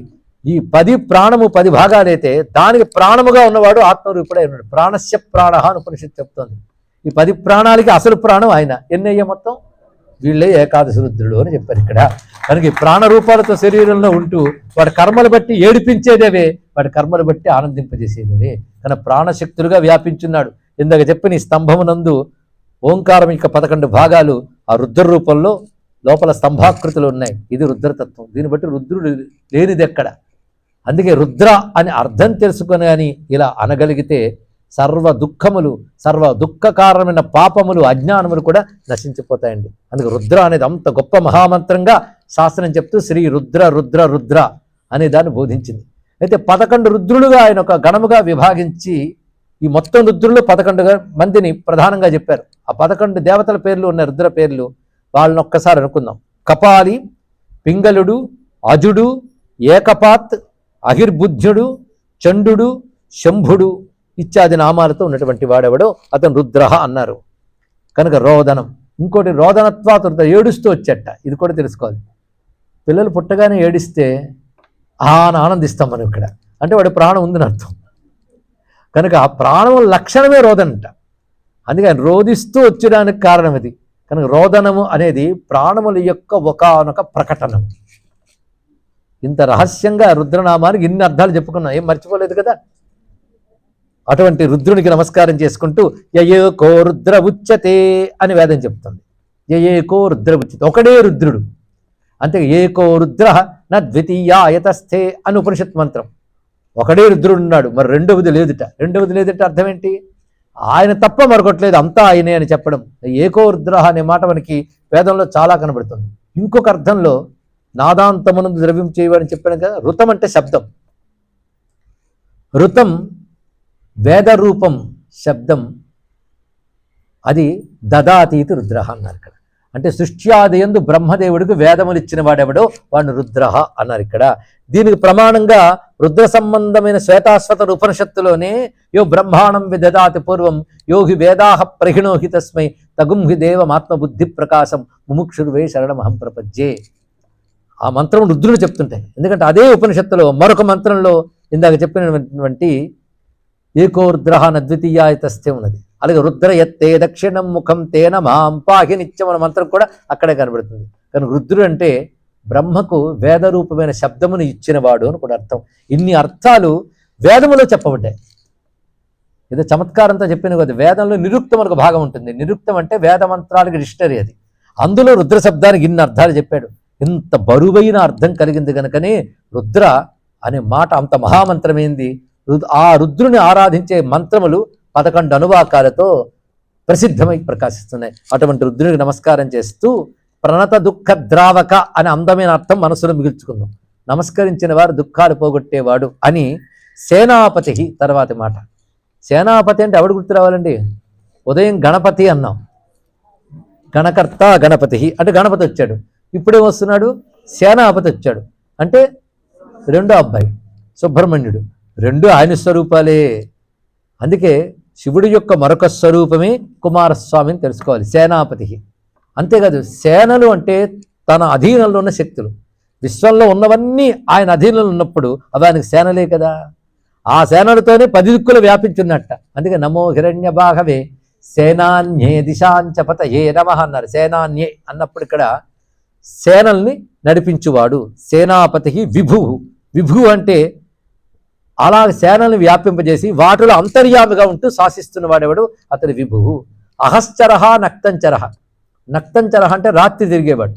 సాధారణ దొంగలు భూతాలు వీటిని రాత్రి తిరిగేవాడు అంటారు. కానీ అలాంటి వాడైనా అంటే అహశ్చరహ, పగలు తిరిగేవాడు రాత్రి తిరిగేవాడు, రెండు. అంటే పగలు రాత్రి కూడా ఉండేవాడే పరమాత్మ. ఏదో ఒక పూట ఉంటాడా? అహశ్చరహ నక్తంచరహ. తిగ్మమన్యు తర్వాతి మాట. తిగ్మమన్యు అంటే తీక్ష్ణమైన క్రోధం కలవాడు. అందుకే నీ కోపానికి నమస్కారం అయ్యా అని ముందు పెట్టారు. నమస్తే రుద్ర మన్యవ అంటే తే మన్యవే నమః. ముందు మన్యుకి నమస్కారం చేశారు. దీని పేరు సూక్తమే ఉందండి, మన్యు సూక్తం అని. శివుడు కోపానికి నమస్కారం అంట. ఆ కోపం వస్తేనే ధనుసు పట్టుకున్నాడు, బాణం పెట్టాడు. కనుక ముందు నీ కోపానికి నమస్కారం, తర్వాత నీ ధనుసుకు నమస్కారం, తర్వాత నీ బాణానికి నమస్కారం, తర్వాత అది పట్టుకున్న నీకు నమస్కారం అన్నారు. ఇక్కడ కోపం దాని ద్వారా ప్రకటించట. భగవంతుడికి కోపం ఉంటుందండి? ఆయన అసలు శాంతుడు కదా అంటే ఆయనకు ఎందుకు కోపం వస్తుందో ఆయనే చెప్పాడు శాస్త్రంలో. శృతి స్మృతి మమైవాజ్ఞ. నేను ధర్మాన్ని శాస్త్ర రూపాల్లో చెప్పాను. ఎవడు దాన్ని వర్తిస్తాడో వాడి పట్ల నేను ప్రసన్న భావంతో ఉంటాను, ఎవడు వాటిని దాటుతాడో వాడి పట్ల క్రోధం వహిస్తాను అన్నాడు ఇక్కడ. అంటే ధర్మాన్ని అతిక్రమిస్తే భగవత్ క్రోధానికి గురి అవుతాం. అందరి ముందు ధనుసు పట్టుకొస్తాడు అనుకోవద్దు. ప్రకృతి రూపంలో అధర్మ పరిణామాలు శిక్షిస్తాయి మనల్ని. కనుక ప్రకృతి భగవంతుడి చేతిలో ధనువు, అందులోంచి బాణాలు తగులుతూ ఉంటాయి. అందుకే తిగ్మమన్యు అంటే తీవ్రమైన క్రోధం కలవాడు. అంటే దుష్టులను దురుమాడేటప్పుడు క్రోధం అవసరమే. అందుకే క్రోధం లేని రాముడు కూడా రావణాసురు సంహారం చేసినప్పుడు ఎలా కనబడ్డాడు? దేవతలు కూడా గడగడ వణికిపోయేట. అందుకే చితక్రోధ అనొక నామం ఉంది. వెంటనే కశ్య బిభ్యత దేవాశ్చ జాతరోషస సంయుగే అన్నారు. ఆయనకి కానీ కోపం వస్తే దేవతలు కూడా గడగడలాడిపోతారన్నాడు. అంతకుముందే కోపాన్ని జయించాడు రాముడు అంటూ ఆయనకు కోపం వస్తే దేవతలు గడగడలాడాడంటే ఇవన్నీ బాగుందా? అంటే ఏ కోపం లేని వాడికి కోపం ఎప్పుడు వస్తుందంటే తనకేదో నష్టం కలిగిందని కాదు, ఆయన ఎవరు నష్టపరచలేరు. ధర్మానికి దెబ్బ తగిలితే ఈశ్వర క్రోధం వ్యక్తమవుతుంది, అది ప్రకృతి రూపంలో వస్తుంది. ఇది తెలుసుకోవాలి. ఇక్కడ అనేక వైపరీత్యాలు వస్తున్నాయి అంటే ఎంత పాపం పేరుకుపోవడం వల్ల, ఎంత అధర్మం జరగడం వల్ల వైపరీత్యాలు వస్తున్నాయో తెలుసుకోవాలి. అందుకే ధర్మబద్ధంగా ఉన్నప్పుడే లోకం శాంతిగా ఉండాలని ఆశించే అధికారం ఉంటుంది మనకి. కానీ అధర్మాలు పెరిగిపోతుంటే లోకంలో అశాంతి ఎక్కువైపోయింది అంటే నీలాంటి వాళ్ళు 10 మంది పని చేస్తే ఇలాంటివి వస్తాయి. కనుక నువ్వు ధర్మంగా ఉంటూ దైవాన్ని ఆరాధించు, అది చేయాలి. ఇక్కడ ధర్మం తప్పితే శిక్షిస్తాడు భగవంతుడు, అది సృష్టి నియమం అండి. అందుకే ఎవడు ధర్మం తప్పుతాడో అతడు నాకు ద్వేష్యుడు అన్నాడు ఇక్కడ. అతడు నాకు ద్వేష్యుడు అంటే వాడిని ద్వేషిస్తాను, వాడిని శిక్షిస్తాను అన్నాడు. అప్పుడు ఎలా ఉంటాడు ఆయన? తిగ్మమన్యువు, తీవ్రమైన క్రోధంతో కనబడతాడు. కానీ ఆ మన్యువు కూడా లోకానికి క్షేమమే, ఎందుకంటే ఆ శిక్షారూపంలో లోకాన్ని నడుపుతున్నాడు ఆయన. కానీ తిగ్మమన్యువు అంటే తీక్ష్ణమైన క్రోధం కలవాడు. సరిగ్గా మన్యు సూక్తము నమస్తే రుద్రమన్యవే అని చెప్పిన దాని అర్థాన్ని ఇక్కడ తీసుకోవాలి. ఈశ్వరుడు కోపానికి మన్యు ఉండాలి. అంతేగాని మనకేదో కోపగించుకున్న మన్యు వచ్చిందండి అంటే సరిపోదు కదా. ఈశ్వర క్రోధం అంటే జగత్తు నిగ్రహిస్తారండి, దానిలో ఆ నిగ్రహ స్వరూపంగా ఉంటాడు. ఈశ్వరుడు యొక్క నిగ్రహ స్వరూపమే మన్యువు. తర్వాత సువర్చస, మంచి వర్చస్సు శివునిది. మంచి వర్చస్సు అంటే గ్లో. బాగా తపస్సు చేసిన, అదేవిధంగా శాస్త్రాధ్యయనం చేసిన మనిషిలోకి తేజస్సు వస్తుంట, దాన్ని బ్రహ్మవర్చస్సు అంటారు. అలాగే అంతవరకు దేనికి పనికి రాకపోయినా ఇవాళ పదవచ్చి సీటు మీద కూర్చోగానే వాడుకో వర్చస్సు వస్తుంది, వాడిని మహారాజశ్రీ అంటాం, అదొక వర్చస్సు. అలా ప్రతిదానికి ఒక వర్చస్సు ఉంటుంది. అయితే పార్వతీ కళ్యాణం జరుగుతున్నప్పుడు శివుణ్ణి తీసుకొస్తారు పెళ్లి కొడుకుగా. వస్తున్నప్పుడు ఆయన ఎలా ఉన్నాడు అంటే బ్రహ్మవర్చస్సుతో ఉన్నాడని రాస్తారా, రాజవర్చస్సుతో ఉన్నాడని రాస్తారా? వ్యాసుడు ఒక అందమైన మాట అన్నాడండి, పరమేశ వర్చస అన్నాడు. ఇక్కడ అది పరమేశ్వర తేజస్సు, అది స్వాభావికమైన తేజస్సు. ఇవా ఉంటాయి ఓడతాయి తేజస్సులు. రేపు పదవి దిగిపోతే రాజశ్రీ పోయింది. కానీ భగవంతుడి తేజస్సు పరమేశ వర్చస, పరమేశ్వర వర్చస్సు. అది సువర్చస అంటే మంచి వర్చస్సు అనే కాకుండా మంచి చేసే వర్చస్సు. అది సర్వ జగత్తుకి మంగళం కలిగించే తేజస్సుతో ఉన్నాడు. ఇక శివుని లీలలు తర్వాత గజ దైత్య కాలో లోకధాత గుణాకర సింహ శార్దూల రూపశ్చ ఆర్ద్ర చర్మాంబరావృత. గజ అంటే గజాసుర సంహారం చేశాడు. నిన్ననే చెప్పుకున్నాం గజాసుర సంహారం. అలాగే అనేక దైత్యులు సంహరించాడు. గజాసురుడు ఏమిటి, అంధకాసుర సంహారం చేశాడు. అదేవిధంగా త్రిపురాసుర సంహారం చేశాడు. ఇలాంటి లీలలన్నీ కూడా దైత్య అన్న నామంలో చెప్పారు. పైగా ఎవడిని ఎప్పుడు ఎక్కడ ఉంచాలో ఆయనకు తెలుసు, ఎవడికి ఎప్పుడు ఏది ఇవ్వాలో తెలుసు ఆయనకి. అలాగా ఒక కూర్పు జగత్తులో చేస్తాడు. అలా కూర్చేదాన్ని కాలం అంటారు. కూర్చునేది కాలము. అందుకే ఆయన తర్వాత నామం కాలహ. కాలుడైన వాడు సృష్టికి కర్త గనక లోకధాత గుణాకర. ఆయన గుణములు ఎన్ని అంటే లెక్క పెట్టడం. గుణములంటే కళ్యాణ గుణములు, లోకాన్ని అనుగ్రహించే భగవంతుడి యొక్క దివ్య గుణములు లెక్క పెట్టడం. సహజంగా నిర్గుణుడైన జగతను అనుగ్రహించినప్పుడు అనంత కళ్యాణ గుణములతో ఉంటాడైనా. వాటిని మనం ఆరాధన చేస్తున్నాం. ఆ గుణములు ఇన్ని అన్ని అని లెక్క పెట్టడం మన వల్ల కాదుట. అందుకే ఆ పని సరస్వతీదేవికి అప్పగిద్దాం అనుకున్నారు కొంతమంది. ఎందుకంటే ఎవడైనా వర్ణించాలంటే ఆవిడ దయ ఉంటేనే వర్ణిస్తారు కదా. అది ఆవిడికే వర్ణన చేయమని ఇచ్చిస్తే అంత బాగుంటుందండి. అందుకే అమ్మవారికి అప్పచెప్పారు. అయితే ఆవిడంది, శివుడు గురించి నేను వర్ణించాలంటే నాకు టైం లిమిటేషన్ పెట్టకండి. అందుకని ఏడాదులు కంప్లీట్ చేయి, 2 ఏళ్ళు కంప్లీట్ చేయి అంటే ఎంతైనా రాస్తాను. ఎంతైనా రాయగలిగే వారు ఎవరండి? ఎంతకాలమైనా ఉండగలిగే వాళ్ళే రాయగలరు. అంతేగాని నేను ఎంతకాలమైనా రాస్తాను అనే దమ్ముందా మనకి? మన కాలమే లిమిట్. అమ్మవారు ఎంతకాలమైనా ఉంటారు కనుక ఆవిడ అనంతకాలం రాస్తానంది. నాకు రాయడానికి సరిగైన పేపర్ కావాలండి. మొత్తం పృథ్వీని పరిచిచ్చేసేట పేపర్గా రాసుకోని. అయితే నేను రాస్తూ ఉంటే అది మధ్యలో పెన్ను బ్రేక్ అవ్వకూడదు. అలాంటి కలం కావాలి అంటే ఎప్పుడు తరిగిపోని కలం ఒకటి ఉందని కల్పవృక్ష కొమ్మ తీసుకొచ్చి ఇచ్చారు. చేసుకోమని. కల్పవృక్ష కొమ్మ ఎప్పుడు తరగతిట. రాసుకుంటానని సిరా కావాలి కదా. శివుని గుణములు వర్ణించడానికి సిరా కావాలంటే ఏమో ఆ మాత్రం ఇంకు బొట్ట సరిపోతుందా? అందుకు కాటుక కొండని తెచ్చి సముద్రంలో కలిపెట్టాం. అంత సిరా తయారైంది, పెన్ను సిద్ధమైంది, పత్రం సిద్ధమైంది, సరస్సు సిద్ధమైంది. కానీ ఆవిడ కూడా నీ లీలలు వర్ణించలేదయ్యా సంపూర్ణముగా అంటాడు మహానుభావుడు. అసితగిరి సమం స్యాత్ కజ్జలం సింధు పాత్రే సురతరువర శాఖా లేఖినీ పత్రముర్వి లిఖతి యది గృహీత్వా శారదా సర్వకాలం తదపి తవ గుణానాం ఈశపారం నయాతి. నీ అనంత కళ్యాణ గుణాలను వర్ణించాలంటే సరస్వతీదేవి కూడా పరిపూర్ణంగా చేయలేదు. అందుకే గుణాకర. అలాంటి ఆయన అనేక రూపాడుతున్నాడు. సింహము, శార్దూలము ఇత్యాదుల్లో కూడా ఈశ్వర విభూతి కనబడుతుంది. కనుకనే ఆ రుద్ర విభూతులను అర్థం చేసుకుంటే ఒక ఉగ్రంగా కనబడే దానిలోనూ శివుణ్ణి చూడాలి, సౌమ్యంగా కనబడిన వాటిలోనూ శివుణ్ణి చూడాలి. ఒక ఆయన అన్నాడు, కోతి అంటాం కదా, ఆ కోతి దగ్గరికి వెళ్ళి కోతి వేషాలు వేయండి, ఆ కోతి మీదకి వస్తే తట్టుకోవడం కష్టం. ఆ అన్నప్పుడు ఉందే అందులో రుద్రుడు కనబడతాడు. ఈ కోతి అంటేనే అలా తట్టుకోలేమే. ఆ కోతి విజృంభించి ఆ లంకలో గర్జించగానే ఒక్క నిలబడలేకపోయాడు. హనుమత్ స్వామి అలా విజృంభించినప్పుడు ఆ స్వరూపాన్ని ఏమంటాం? అక్కడ రుద్రుడు కనబడ్డాలే లేదా? ఒక సింహం వచ్చి గర్జిస్తూ మీదకి వస్తే తట్టుకోగలమా? ఆ తీవ్ర శక్తి తిగ్మమన్యుహు అని చెప్పిన తీవ్రత కనబడిందా లేదా? సృష్టిలో ఎక్కడ లేదండి ఘోరాఘోరం. అంతేకాదు ఇలా అని అంటే అలా పారిపోయే కుక్క కూడా దాని కుక్క పిల్లలు కని వస్తూ ఉన్నప్పుడు పిల్లల మీద చేయి వేయండి, ఎంత విజృంభిస్తుందో ఆ కుక్క. సింహం కూడా సరిపోదు. అందులో ఆ శక్తి ఎవరు? కనుక సృష్టిలో ప్రతిదీ నుంచి ఘోరాఘోరములు ఉంటాయి. ఇలా చూస్తే ఒక సింహం, ఒక పులి అంటే పేర్లు అనడానికి బాగుంటుంది కానీ వాటిని చూడగలమా? కనుక ఆ రూపంలో కూడా ఆయన ఉన్నాడని సింహశార్దూల రూపశ్చ అన్నారు. ఇక్కడ సింహశార్దూల రూపములతో ఉన్నవాడన్నారు. అయితే శివుణ్ణి సింహమే అన్నాడు మహానుభావుడు శంకర భగవత్పాలు వారు. గుహలో సింహం ఉంటే గుహలో నక్కలు చారు, అవునా లేదా? హాయిగా సింహం ఉంటే గుహకి సేఫ్, ఇంకెవరు పెడితే వాళ్ళు లోపలికి దూరరు. అందుకే నా హృదయం అనే గుహలో పంచాననం ఉంది అన్నాడు. పంచాననం అంటే విస్తరించిన ముఖము కలిగి సింహానికి పేరు. పంచాననం అంటే 5 ముఖాలు వాడిని పేరు. ఒకే మాటగా 2 అర్థాలు. కరలగ్న మృగ కరీంద్ర భంగో ఘనశార్దూల విఖండనోస్తి జంతు గిరిశో విశదాకృతిశ్చ చేత కుహరే పంచముఖోస్తి మే కుతోభీ. నా హృదయగోలో పంచముఖుడు ఉన్నాడు, నాకేం భయం. అయితే సింహానికి చాలా చరిత్ర ఉంటుంది.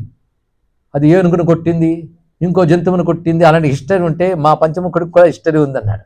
ఇది ఇదివరకే ఏనుగును కొట్టేసింది, అంటే గజాసుర సంహారం చేసింది. అంతేకాదు చేతిలో లేడిని పట్టు కూర్చుంది. శివుడు మృగహస్తుడు కదా, మృగం చేతిలో పట్టుకుని ఉంటాడు. ఈ సింహం మృగం పట్టుకున్నట్లుగా ఆయన మృగం పట్టుకున్నాడు. కర్రలగ్న మృగ కరీంద్ర భంగో ఘనశాబ్దూల విఖండనస్త జంతు.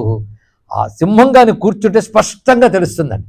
అదే నక్కంటే చీకట్లో ఇక్కడ నక్కి ఉంటుంది, సింహం అంటే అలా కూర్చుని ఉంటుంది, రాజులో కూర్చుని భయమా పాడా. అందుకే గిరిశో విశదాకృతిశ్చ, స్పష్టంగా నా హృదయంలో కూర్చున్నాడయ్యా శివుడనే సింహము అని చెప్పాడు ఇక్కడ. ఆ సింహాన్ని స్తుతించు. ఎలా అంటే స్తుహి శృతం గర్తసదం యువానం మృగం న భీమం ఉపహత్ముగ్రం. సర్వ జంతువుల్ని దునుమాడ్డానికి సిద్ధంగా ఉగ్రంగా నీ హృదయ గుహలో ఒక యువానం, ఒక యువసింహం ఉంది, దాన్ని స్తోత్రం చెయ్యు అని వేదం చెప్పింది ఇక్కడ. మన హృదయ గుహలో ఉన్నటువంటి ఆ సింహస్వరూపుడు. సింహం ఉంటే గుహకి సేఫ్, హృదయంలో శివుడు ఉంటే మనకు సేఫ్. ఇక్కడ అది చెప్తున్నాడు ఇక్కడ. ఆర్ద్ర చర్మాంబరావృత, ఆ ఏనుగు చర్మాన్ని కప్పుకున్నాడే ఆ స్వరూపాన్ని చెప్తూ కాలయోగి మహానాద.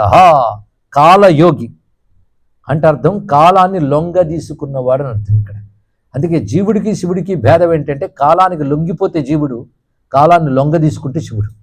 కాలాన్ని లొంగ తీసుకునే శక్తి మనకెక్కడుంది? కాలుడికి మాత్రమే ఉంది. ఆయన మహానాద. తర్వాత మాట చాలా విశేషమైనది. నాదం శివుని యొక్క స్వరూపం అని చెప్పారు ఇక్కడ.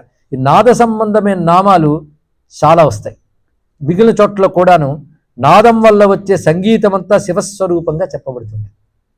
శివుడికి పెళ్ళవుతున్నప్పుడు గోత్రం గురించి ప్రస్తావన వచ్చింది. ముందే శివుడికి తల్లి తండ్రి లేరు, అన్నీ తెలుసు. సరిగ్గా పెళ్లి దగ్గర కూర్చున్నప్పుడు హిమవంతుడు మా వైపు అయితే చెప్పడానికి గోత్రం చాలా ఉంది. హిమవంతుడు వెనకాల మేరు పర్వతం చాలా చాలా విష్ణు పర్వతానాం అధిపతి అని చెప్పినట్లుగా విష్ణు వంశ అంట అమ్మవారిది, కానీ బోల్డ్ అంత చెప్పచ్చు ప్రవర. శివుడి వైపు ప్రవర ఏం చెప్తారు? పాపం ఎవరున్నారు దొన్నాయనికి ఎదురుగా పురోహితుడు బ్రహ్మగారు మగపెళ్లి వారి తరపున వచ్చాడు, కానీ ఆయనే ఒక్కసారి శివుడు ప్రవర చెప్పండి అన్నాడు హిమవంతుడు. అనగానే బ్రహ్మదేవుడికి నోట మాట్లాడలేదు, శివుడు వైపు చూసేట. ఇవన్నీ పెళ్లి ముందు చూసుకోవాలి కానీ పీటల మీద ఏమిటి అన్నట్టుగా శివుడు మౌనంగా ఉండిపోయాడు. ఇక్కడ ఏం చెప్పడం ఏంటండి? అంతకుముందే శివుడి తల్లి తండ్రి లేరు, ఇవన్నీ నానా మాటలు పడ్డాడు, ఇక్కడ దాకా వచ్చింది. ఇప్పుడేమన్నారు? గోత్రం ఏంటో చెప్పన్నారు. ఇక్కడ తల్లిదండ్రులు ఎవరో చెప్పు, గోత్రం ఏంటో చెప్పని. ఏం చెప్తాడా అని మొత్తం పెళ్లికి వచ్చిన వారందరూ సైలెంట్గా చూస్తున్నారు. మొత్తం మౌనమే. అంతమంది ఉంటే అంత సంతరం ఉండాలి, కానీ శివుడు ఏం చెప్తాడా అని చూస్తున్నట్ట. కానీ శివుడు నిరుత్తరముఖ, జవాబు చెప్పలేక అటు ఇటు చూస్తున్నాడు. అప్పుడు నారదుల వారు ఏం చేశారంటే వీణ మెట్టం మొదలుపెట్టారు. అప్పుడు హిమవంతుడు నువ్వేమిటయ్యా, మేము అసలు టెన్షన్తో ఉంటే మధ్యలో వీణ కచేరీ పెట్టామన్నాడు ఇక్కడ. ఓరి మూర్ఖుడా, శివుడి గోత్రం అడుగుతావా? అసలు ఆయన చూడగలవా నువ్వు? ఆయన తుది మొదలు తెలుసుకోవడానికి బ్రహ్మ విష్ణువుల వల్లే కాలేదే. ఇవాళ ఎదురుగా ఉండి పాదాలు చూపించగానే నీకు దొరికిపోయాడు అనుకున్నావా?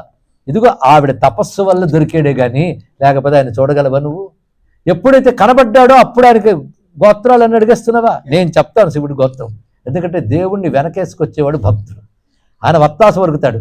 అప్పుడు మన నారదుల వారు చెప్తున్న మాట, నేను ఎందుకు వీణ వాయించానంటే శివుడి గోత్రం నాదం ఇది చెప్పారు ఇక్కడ. శివో నాదమయ సత్య నాద శివమయస్తథా సృష్టౌ ప్రథమజత్వాద్ధి లీలాసగుణ రూపిణ శివాన్ నాదస్య శైలేంద్ర సర్వోత్కృష్టస్తతస్సహి. అదండి పురాణంలో చెప్తున్న గొప్ప మాట. శివుడు నాదస్వరూపుడు, నాదం శివస్వరూపం. అందుకు ఉభయోరంతరన్నాస్తి నాదస్యచ శివస్యచ. శివునికి నాదమునికి భేదము లేదు. ఈ నాదం రెండు రూపాలుతుంది, అవ్యక్తం వ్యక్తం. అవ్యక్తమైన ఒక నాదం ఉంటుంది. ఎలా ఉంటుంది? అవ్యక్తం కనుక చెప్పలేదు, అది అవ్యక్తం. దానికి అనాహతం అంటారు ఇక్కడ. ఏదైనా ఒక దానికి రాపిడి తగిలితేనే వినబడుతుంది నాదం మనకి.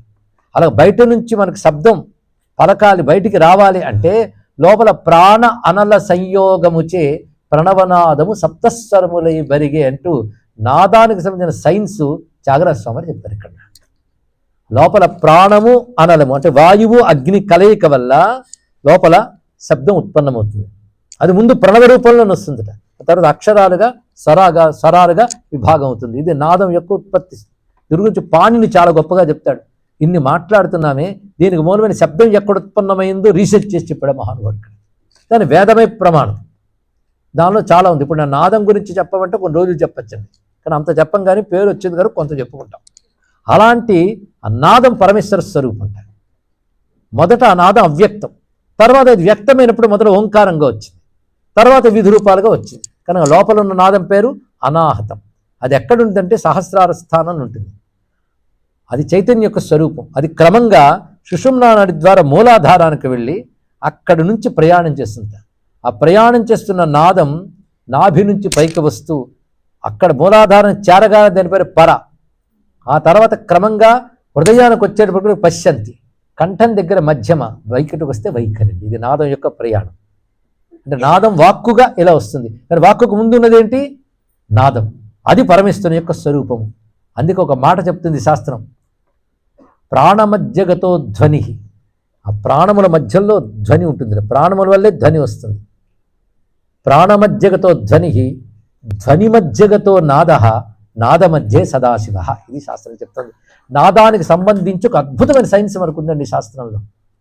అక్షరం ఎలా పుట్టింది, స్వరాలు ఎలా పుడతాయి, సౌండ్ ఎక్కడి నుంచి వస్తుంది, దానికి మూలమైన నాదం యొక్క అవ్యక్త వ్యక్త స్థితులు ఏమిటి, అందులో మొత్తం ప్రాణ మధ్యంలో ధ్వని, ధ్వని మధ్యంలో నాదం, నాద మధ్యంలో శివుడు. అది పరిశీలిస్తే మూలాధార జ నాద మెరుగుటే ముదమగు మోక్షమురా అంటాడు త్యాగరాజ స్వామి. అది వినగలిగితే చాలా గొప్పదండి. ఆ నాదం వినడానికి బయట నాదాన్ని సక్రమంగా ఉపాసన చేయాలి. అదే నాదోపాసన. సంగీతం పాడడం నాదోపాసన కాదు, అదొక పెద్ద ప్రక్రియ. అది త్యాగరాజ స్వామి చేశారు, ఎవరు ఏ సంగీతకారుడు చేయలేడు. త్యాగరాజ స్వామి, ముత్తుస్వామి దీక్షితులు అలాంటి వాళ్ళు చేయగలరండి. అలాంటి నాదయోగులు పుట్టిన భారతీయ సంగీతానికి నమస్కారం. ఇది మామూలు మ్యూజిక్ కాదు. ఆ నాదం సైన్స్ ఆయన చూపిస్తాడు. అందుకే నాద తను మనిషం శంకరం నమామి మే మనసా శిరస అనే కీర్తన ఎంత చక్కగా చెప్పాడు. మోదకర నిగమోత్తమ సామవేద సారం వారం వారం. ఆ నాదం నుంచే సామం ఉత్పన్నమైంది, ఆ సామం నుంచే సామగానం, సంగీత ఇత్యాది ఉత్పన్నమయ్యాయి. అయితే సంగీతానికి సప్తస్వరాలు అంటాం, కానీ ప్రధాన 5. ఆ 5 ముఖాల్లోంచి 5ంటితో పాటు 7 స్వరాలు పలికేట. అవి చక్కగా చెప్తూ సజ్జోజాతాది పంచవక్త్రజ సరిగమ పదని వర సప్తస్వర విద్యాలోలం విదళిత కాలం విమల హృదయ త్యాగరాజపాలం అంటూ నాదాన్ని శివస్వరూపంగా చూపిస్తూ, అదే సదాశివమయమగు నాదోంకార విధులు అని మరొక కీర్తనలో చెప్తాడు ఇక్కడ. కనుక నాదం శివస్వరూపంగా స్పష్టంగా తెలియజేశారు. అదే నాదానికి శివునికి భేదము లేదు. ఇది తెలిస్తే ప్రతి శబ్దంలో నాదాన్ని, ప్రతి నాదంలో శివుణ్ణి చూడగలిగితే సృష్టిలో అన్నిటా శివుణ్ణి దర్శించగలమండి. మొత్తం శివసహస్రం క్లోజ్ అయ్యేటప్పటికల్లా అడుగడుగున శివుణ్ణి చూడగలగాలి. అదే దీని యొక్క ప్రయోజనం, మరొకటి కాదు. ఒక చోట ఘోరం, ఒక చోట అఘోరం అంటే రెండు మా శివుడే. అలా చూడగలగాలి. అలా చూడగలిగితే అయ్యో నన్ను కనిపెట్టేసాడే వీడు అనుకుంటాడు ఆయన. ఘోరం అఘోరం రెండు నేను కనిపెట్టాడు కనుక వీడికి శుభమే ఇస్తానంటాడు. కనిపెట్టేస్తే అంతే కదండి. దీనికి ఒక మంచి ఉదాహరణ గతంలో చెప్పుకున్నా, మళ్ళీ చెప్తే తప్పులేదు. ఒక తండ్రి పిల్లాడితో ఆడుకుందామని ఒక పులి మాస్క్ పెట్టుకుని ఆ కళ్ళ నుంచి అని అంటున్నాడు. ఆ పిల్లాడు భయపడిపోయాడు కొంతసేపటికి. తర్వాత మాస్కులో 2 రంధ్రాలు ఉన్నాయి కళ్ళ దగ్గర. ఈ పిల్లాడు కొంతసేపటికి ఆ రంధ్రాల్లో చూసి నాన్న కళ్ళేని పోల్చుకుని నాన్న నువ్వా అన్నట్టు అనగానే మాస్క్ తీసేసి పిల్లాడిని ఎత్తుకున్నాడు. అలాగే ఘోరం అఘోరం అనే మాస్క్తో ప్రపంచంతో నిండిపోయిన శివుడు ఉన్నాడే, పోల్చుకుంటే ఘోరం అఘోరం నువ్వేనయ్యా అంటే తండ్రిలా మనం నాదుకుంటాడండి. అది ఆ శివ. అందుకే సృష్టిలో 3 తెలుసుకో చాలన్నాడు, ఘోరం అఘోరం శివం. ఘోరం అఘోరం నీకు అనుభవానికి ఉన్నాయి, కానీ ఘోరాఘోరంలో శివుడిని అనుభవానికి తెచ్చుకో. అప్పుడు ఘోరాఘోరం ఎక్కడికి పోదు, నిన్ను శుభకరంగా రక్షిస్తూ ఉంటుంది. అది దీని యొక్క భావం.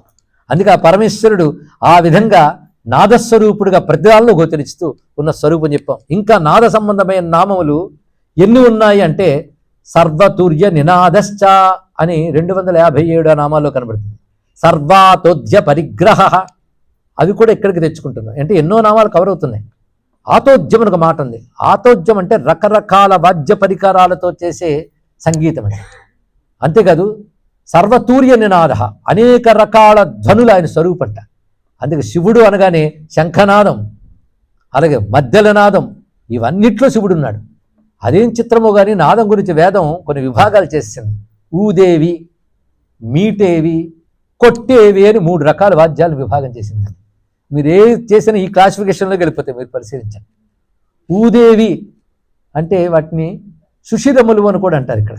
ఊదేవి అంటే వేణువు, తర్వాత సన్నాయి, ఇవన్నీ కూడా ఊదేవి, ఊదితే వచ్చే శబ్దాలు. మీటేవి అంటే వీణ, సితార ఇత్యాదులని మీటేవి.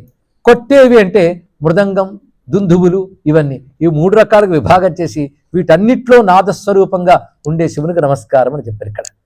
అందుకే శివుడు అనగానే మనకి నాదాలే తోస్తూ ఉంటాయి. అంతేకాదండి, నాదధ్వనుల్లో ఒక శక్తి ఉంటుందట, ఎప్పుడు పరిశీలించారో లేదో.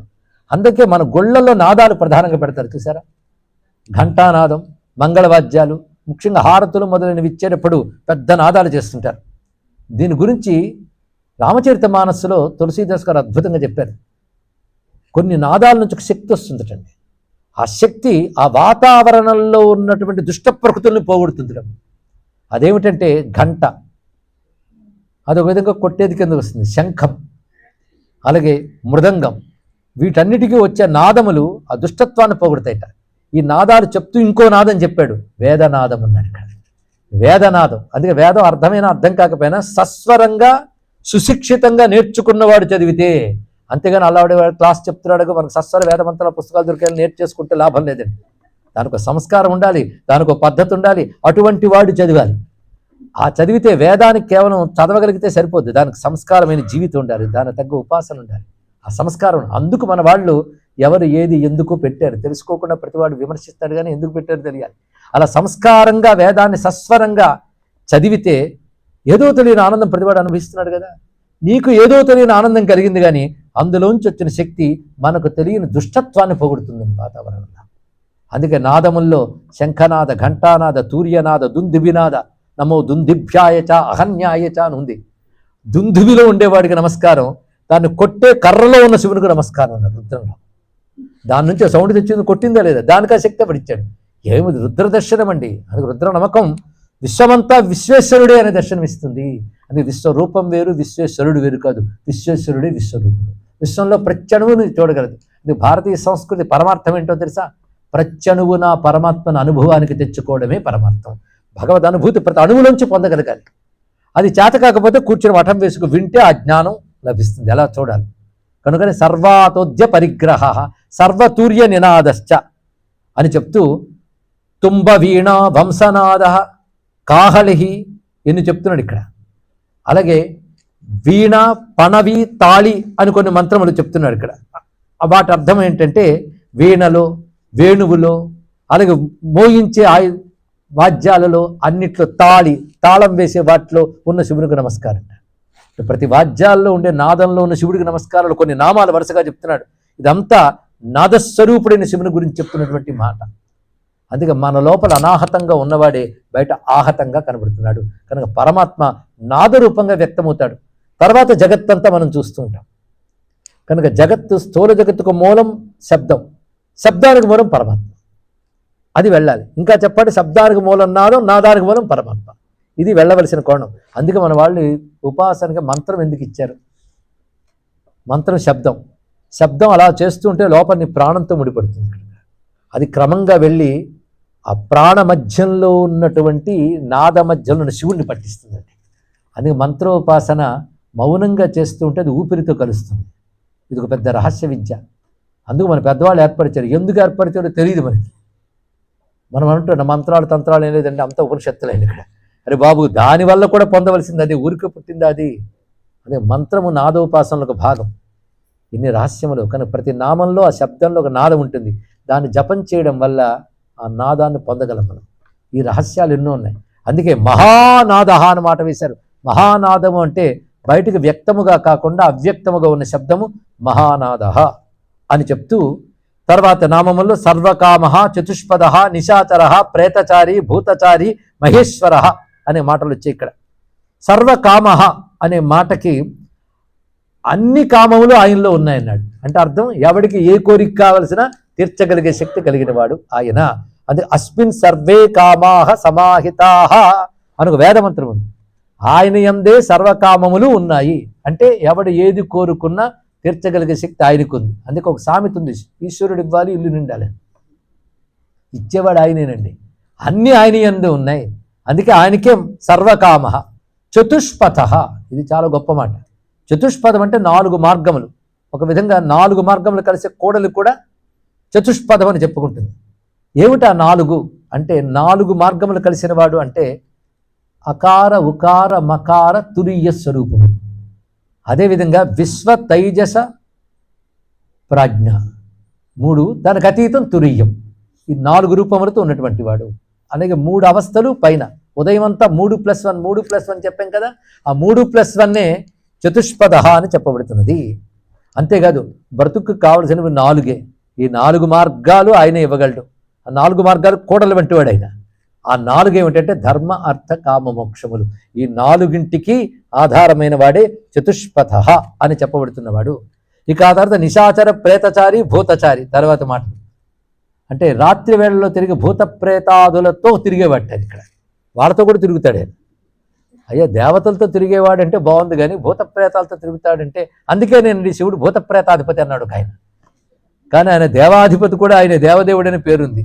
అంటే ఈశ్వరుడు లేనిది ఎక్కడండి? ఆ భూత ప్రేతాలని అమంగళాలు కనుక వాటిలో నేను ఉండను అంటే వాటి ఉనికేది. కానీ ఈశ్వర చైతన్యం అన్నిట్లో ఉంటుంది. ఒక భక్తుడు అంటాడండి, అత్యద్భుతం అనమాట. శివుడు భూత ప్రేతాలతోనే తిరుగుతాడంటే నేను భూతాన్ని అయిపోతాను అన్నాడు ఆయన. ఎందుకంటే శివుడితో తిరగడం కావాలి నాకు, ఏ రూపమైతే ఏమైంది. ఎంత చక్కటి భావం అండి ఇక్కడ. కనుక వాటితోనూ ఉంటాడు, వీటితోనూ ఉంటాడు. అందుకే శివుడిని పెళ్లి కొడుకుగా తయారు చేసి చక్కగా తీసుకొచ్చారు కైలాసం నుంచి. ఎంత జాగ్రత్తగానో. పైగా బ్రహ్మదేవుడు అక్కడున్న మాతృగణములు కైలాసంలో ఉంటారు, వాళ్ళ సహాయంతో ఈయనకి పెళ్లి కొడుకుగా వేషం వేయిద్దాం అనుకున్నాడు అని రకరకాల పెట్టెలన్నీ పట్టుకెళ్లారు. ముఖ్యంగా వాళ్ళ పెద్ద సమస్య ఏంటంటే జటాజూటాన్ని ఆ పెళ్లి కొడుకు వేషంగా మలచడానికి ఎంత కష్టపడాలో. ఈ పాములనట్టి పక్కకు తీసి పెట్టాలి. ఆ చితాభస్సం ఎప్పటి నుంచి పూసుకుంటున్నాడో గట్టి గంటిపోయి ఉంటుంది. అదంతా తీసి మంగళ స్నానం చేసి చందనం రాసి చాలా పెద్ద పని, మనకి చాలా పడుతుందని వీళ్ళందరూ బ్రహ్మదేవుడు మాతృదేవతలు అందరూ కలిసి వెళ్ళారు. వెళితే ఎందుకు వచ్చారు అన్నాడు. నీ పెళ్లి కొడుకు వేషం వేయాలని. అవునా, ఉండండి అన్నాడు. క్షణంలో మారిపోయాడు నీ పెళ్లి కొడుకుగా. ఈ కష్టమేమి వాళ్ళకి ఇవ్వలే, ఆయన మారిపోయాడు. ఎంత అందంగా పెళ్లి కొడుకుగా మారిపోయాడంటే మొత్తం చందనమే. ఆ 2 కళ్ళు అందంగా ఉన్నాయి, 3వ కన్ను తిలకంలో పెట్టేసుకున్నాడు. ఎంత చక్కగా తయారైపోయాడు. తయారు చేసి చేతిలోకి అద్దం పెట్టుకుని ఎలా ఉందన్నట్టు ఇక్కడ. ఏం అందంగా తయారయ్యాడండి ఇక్కడ.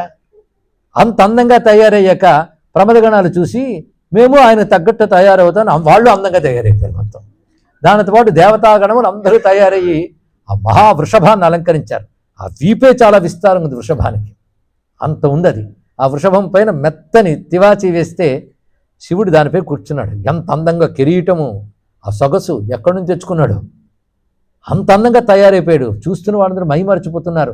ఇలా బయలుదేరి వీళ్ళందరూ మగపెళ్లి వారందరూ బయలుదేరి పెళ్లికి వస్తూ ఉన్నారు. వస్తూ ఉండగా సరిగ్గా అక్కడ వస్తున్నారు మగపెళ్లి వారు అనే వార్త తెలియగానే హిమవంతులు మొదలైన వాళ్ళందరూ ఎదురు సన్నాహాలకు వెళ్ళిపోయారు.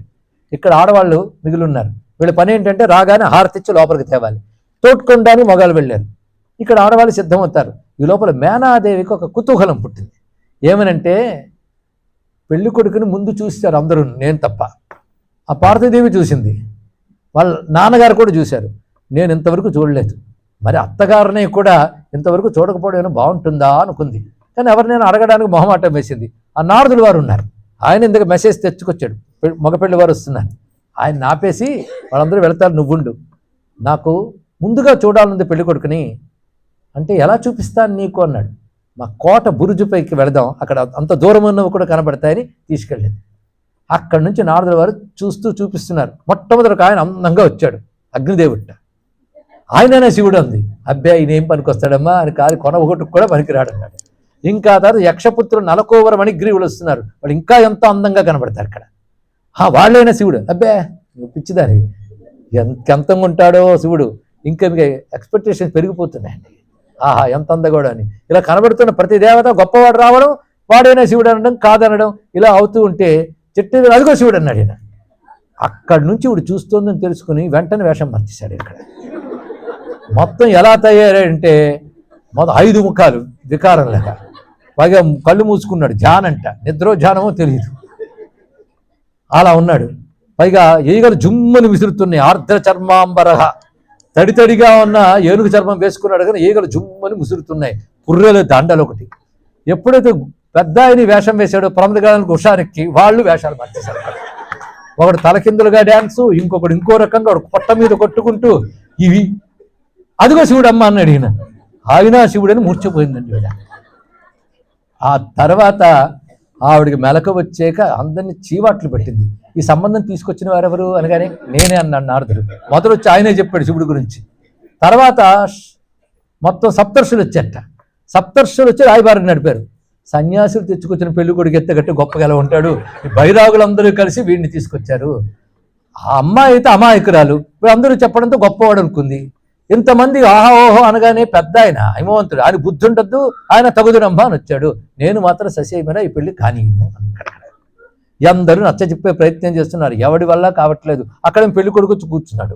మంగళహారతులు ఇచ్చి తేవాలి. ఎప్పటికీ రాకపోతే హిమవంతుడు మొదలైన వాళ్ళు ఇచ్చి ఎందుకు రావట్లేదు, వీరందరూ హారతలు ఇచ్చి తేవాలి కదా. ఆయన గుమ్మం దగ్గర ఉండిపోయాడు, అక్కడ కోట గుమ్మం దగ్గర తీసుకురావాలి అని చెప్తూ ఉంటే నువ్వేగా ఇంత పని చేసావు అన్నది ఇక్కడ. ఈ మాటల్లో అమ్మవారు వచ్చేట. వచ్చి నేను మాత్రం నువ్వెన్ని చెప్పు ఆయన్నే చేసుకుంటాను. వెంటనే అమ్మవారిని ఇలా వంచి గుద్దింది. శివపురాణం ఎలా వర్ణించాను అలాగే చెప్పాను. తర్వాత పక్కనున్న చెరికత్తెలు ఆమెను తీసుకొని లోపల పెట్టాను. ఆ ఋషులేరి కనిపిస్తే త్రోటయామ్యహం, శ్మశ్రూని త్రోటయామ్యహం, వాళ్ళు కనబడితే వాళ్ళు గడ్డాలాగా పారేస్తాను. అంత కోపం వచ్చింది ఆమెకి. ఇలా ఉంటూ ఉన్న సమయంలో బ్రహ్మదేవుడు వచ్చి శివుడు అంటే ఏమిటో చెప్పబోతున్నట్ట. తత్వాలు వినే సమయం అది. అప్పుడు ఒక ఆయనకు అప్పగించారు. ఆయన ఒక్కడే శివుడి గురించి హత్తుకునేటట్టు చెప్పగలట. చతుర్భుజుడైన నారాయణుడు అక్కడికి వచ్చి శివతత్వం చెప్తున్నాడు. ఆయన శివుడు వింటోంది, ఆయన చెప్తే వినబుద్ధేస్తుందండి. ఇక్కడ అలా వింటోంది శివుడి గురించి. ఈ లోపల బ్రహ్మదేవుడు నారదుని పిలిచి కొంచెం రిక్వెస్ట్ వెళ్ళి మామూలుగా మారమని, ఏం కష్టపడక్కలే అనుకుంటే మారిపోతాడని. అప్పుడు నారదుల వారు వచ్చి శివ శంకర ఏమిటిది అంటే, ఇంకా రారేమీ నాకు ఆహ్వానం పలకడానికి అన్నాడు. తమరు ఇలా వేషం మార్చేస్తే ఎలాగయ్యా, హఠాత్తుగా మార్చేశావు. చక్కగా వస్తున్నవాడు ఎందుకు మార్చేశావంటే, ఆ మేనాదేవి నన్ను చూస్తోందని తెలుసు, ఆమెకు తత్వజ్ఞానం కలిగించడం కోసం ఇలా చేశాను. పెళ్ళయ్యాక తత్వజ్ఞాన బోధాన్ని చేయొచ్చు కానీ ఇప్పుడే తొందర ఏమిటయ్యా అన్నాడు ఇక్కడ. దీన్ని బట్టి ఆయన ఎలాగైనా తిరగలడు. అందుకే భూతచారి ప్రేతచారి ఏదైనా ఆగలడు, అద్భుతంగా కనబడగలడు, రెండూ కాగలడు. అలాంటి శివునికి నమస్కారం చేసుకుంటూ మహేశ్వర, గొప్ప మాట ఉన్నదండి ఇక్కడ. మహేశ్వరుడు, పొట్టి ఈశ్వరుడు కాదు, మహేశ్వరుడు అన్నారు ఇక్కడ శివునికి. ఈ విషయం వచ్చేటప్పుడు శ్రీనాథుడు ఒక మాట అంటాడు శివుడి గురించి వర్ణిస్తూ, ఇతర దుర్ధరమగు ఈశ్వర శబ్దంబు వలచి ఎవ్వని బాయ దలగులీల. ఈశ్వరుడు అంటే ప్రభువు, శాసకుడు. ఈశ్వర్ అనే శబ్దం ఒకసారి ట్రావెల్ చేసిందిట, ఎవరి దగ్గర ఉందామా అని. అలా వెడుతూ వెడుతూ ఏ క్రమంలో వెళ్ళింది, చివరికి ఎక్కడికి వెళ్ళిందో రేపు తెలుసుకుందాం. సర్వం శ్రీ మహేశ్వర చరణారవిందార్పణమస్తు. మీరు నేను కూడా సమయం మర్చిపోయాం, కాలాతీత కదవాడు. సరే, మొత్తానికి వికార వేషాలు మాని చక్కగా ఉన్న శివుని ఇప్పుడు నమస్కారం చేసుకుంటూ అని ఎలా మహేశ్వరుడు అయ్యాడో రేపు పొద్దున తెలుసుకుందాం. సర్వం శ్రీ మహేశ్వర చరణారవిందార్పణమస్తు. స్వస్తి.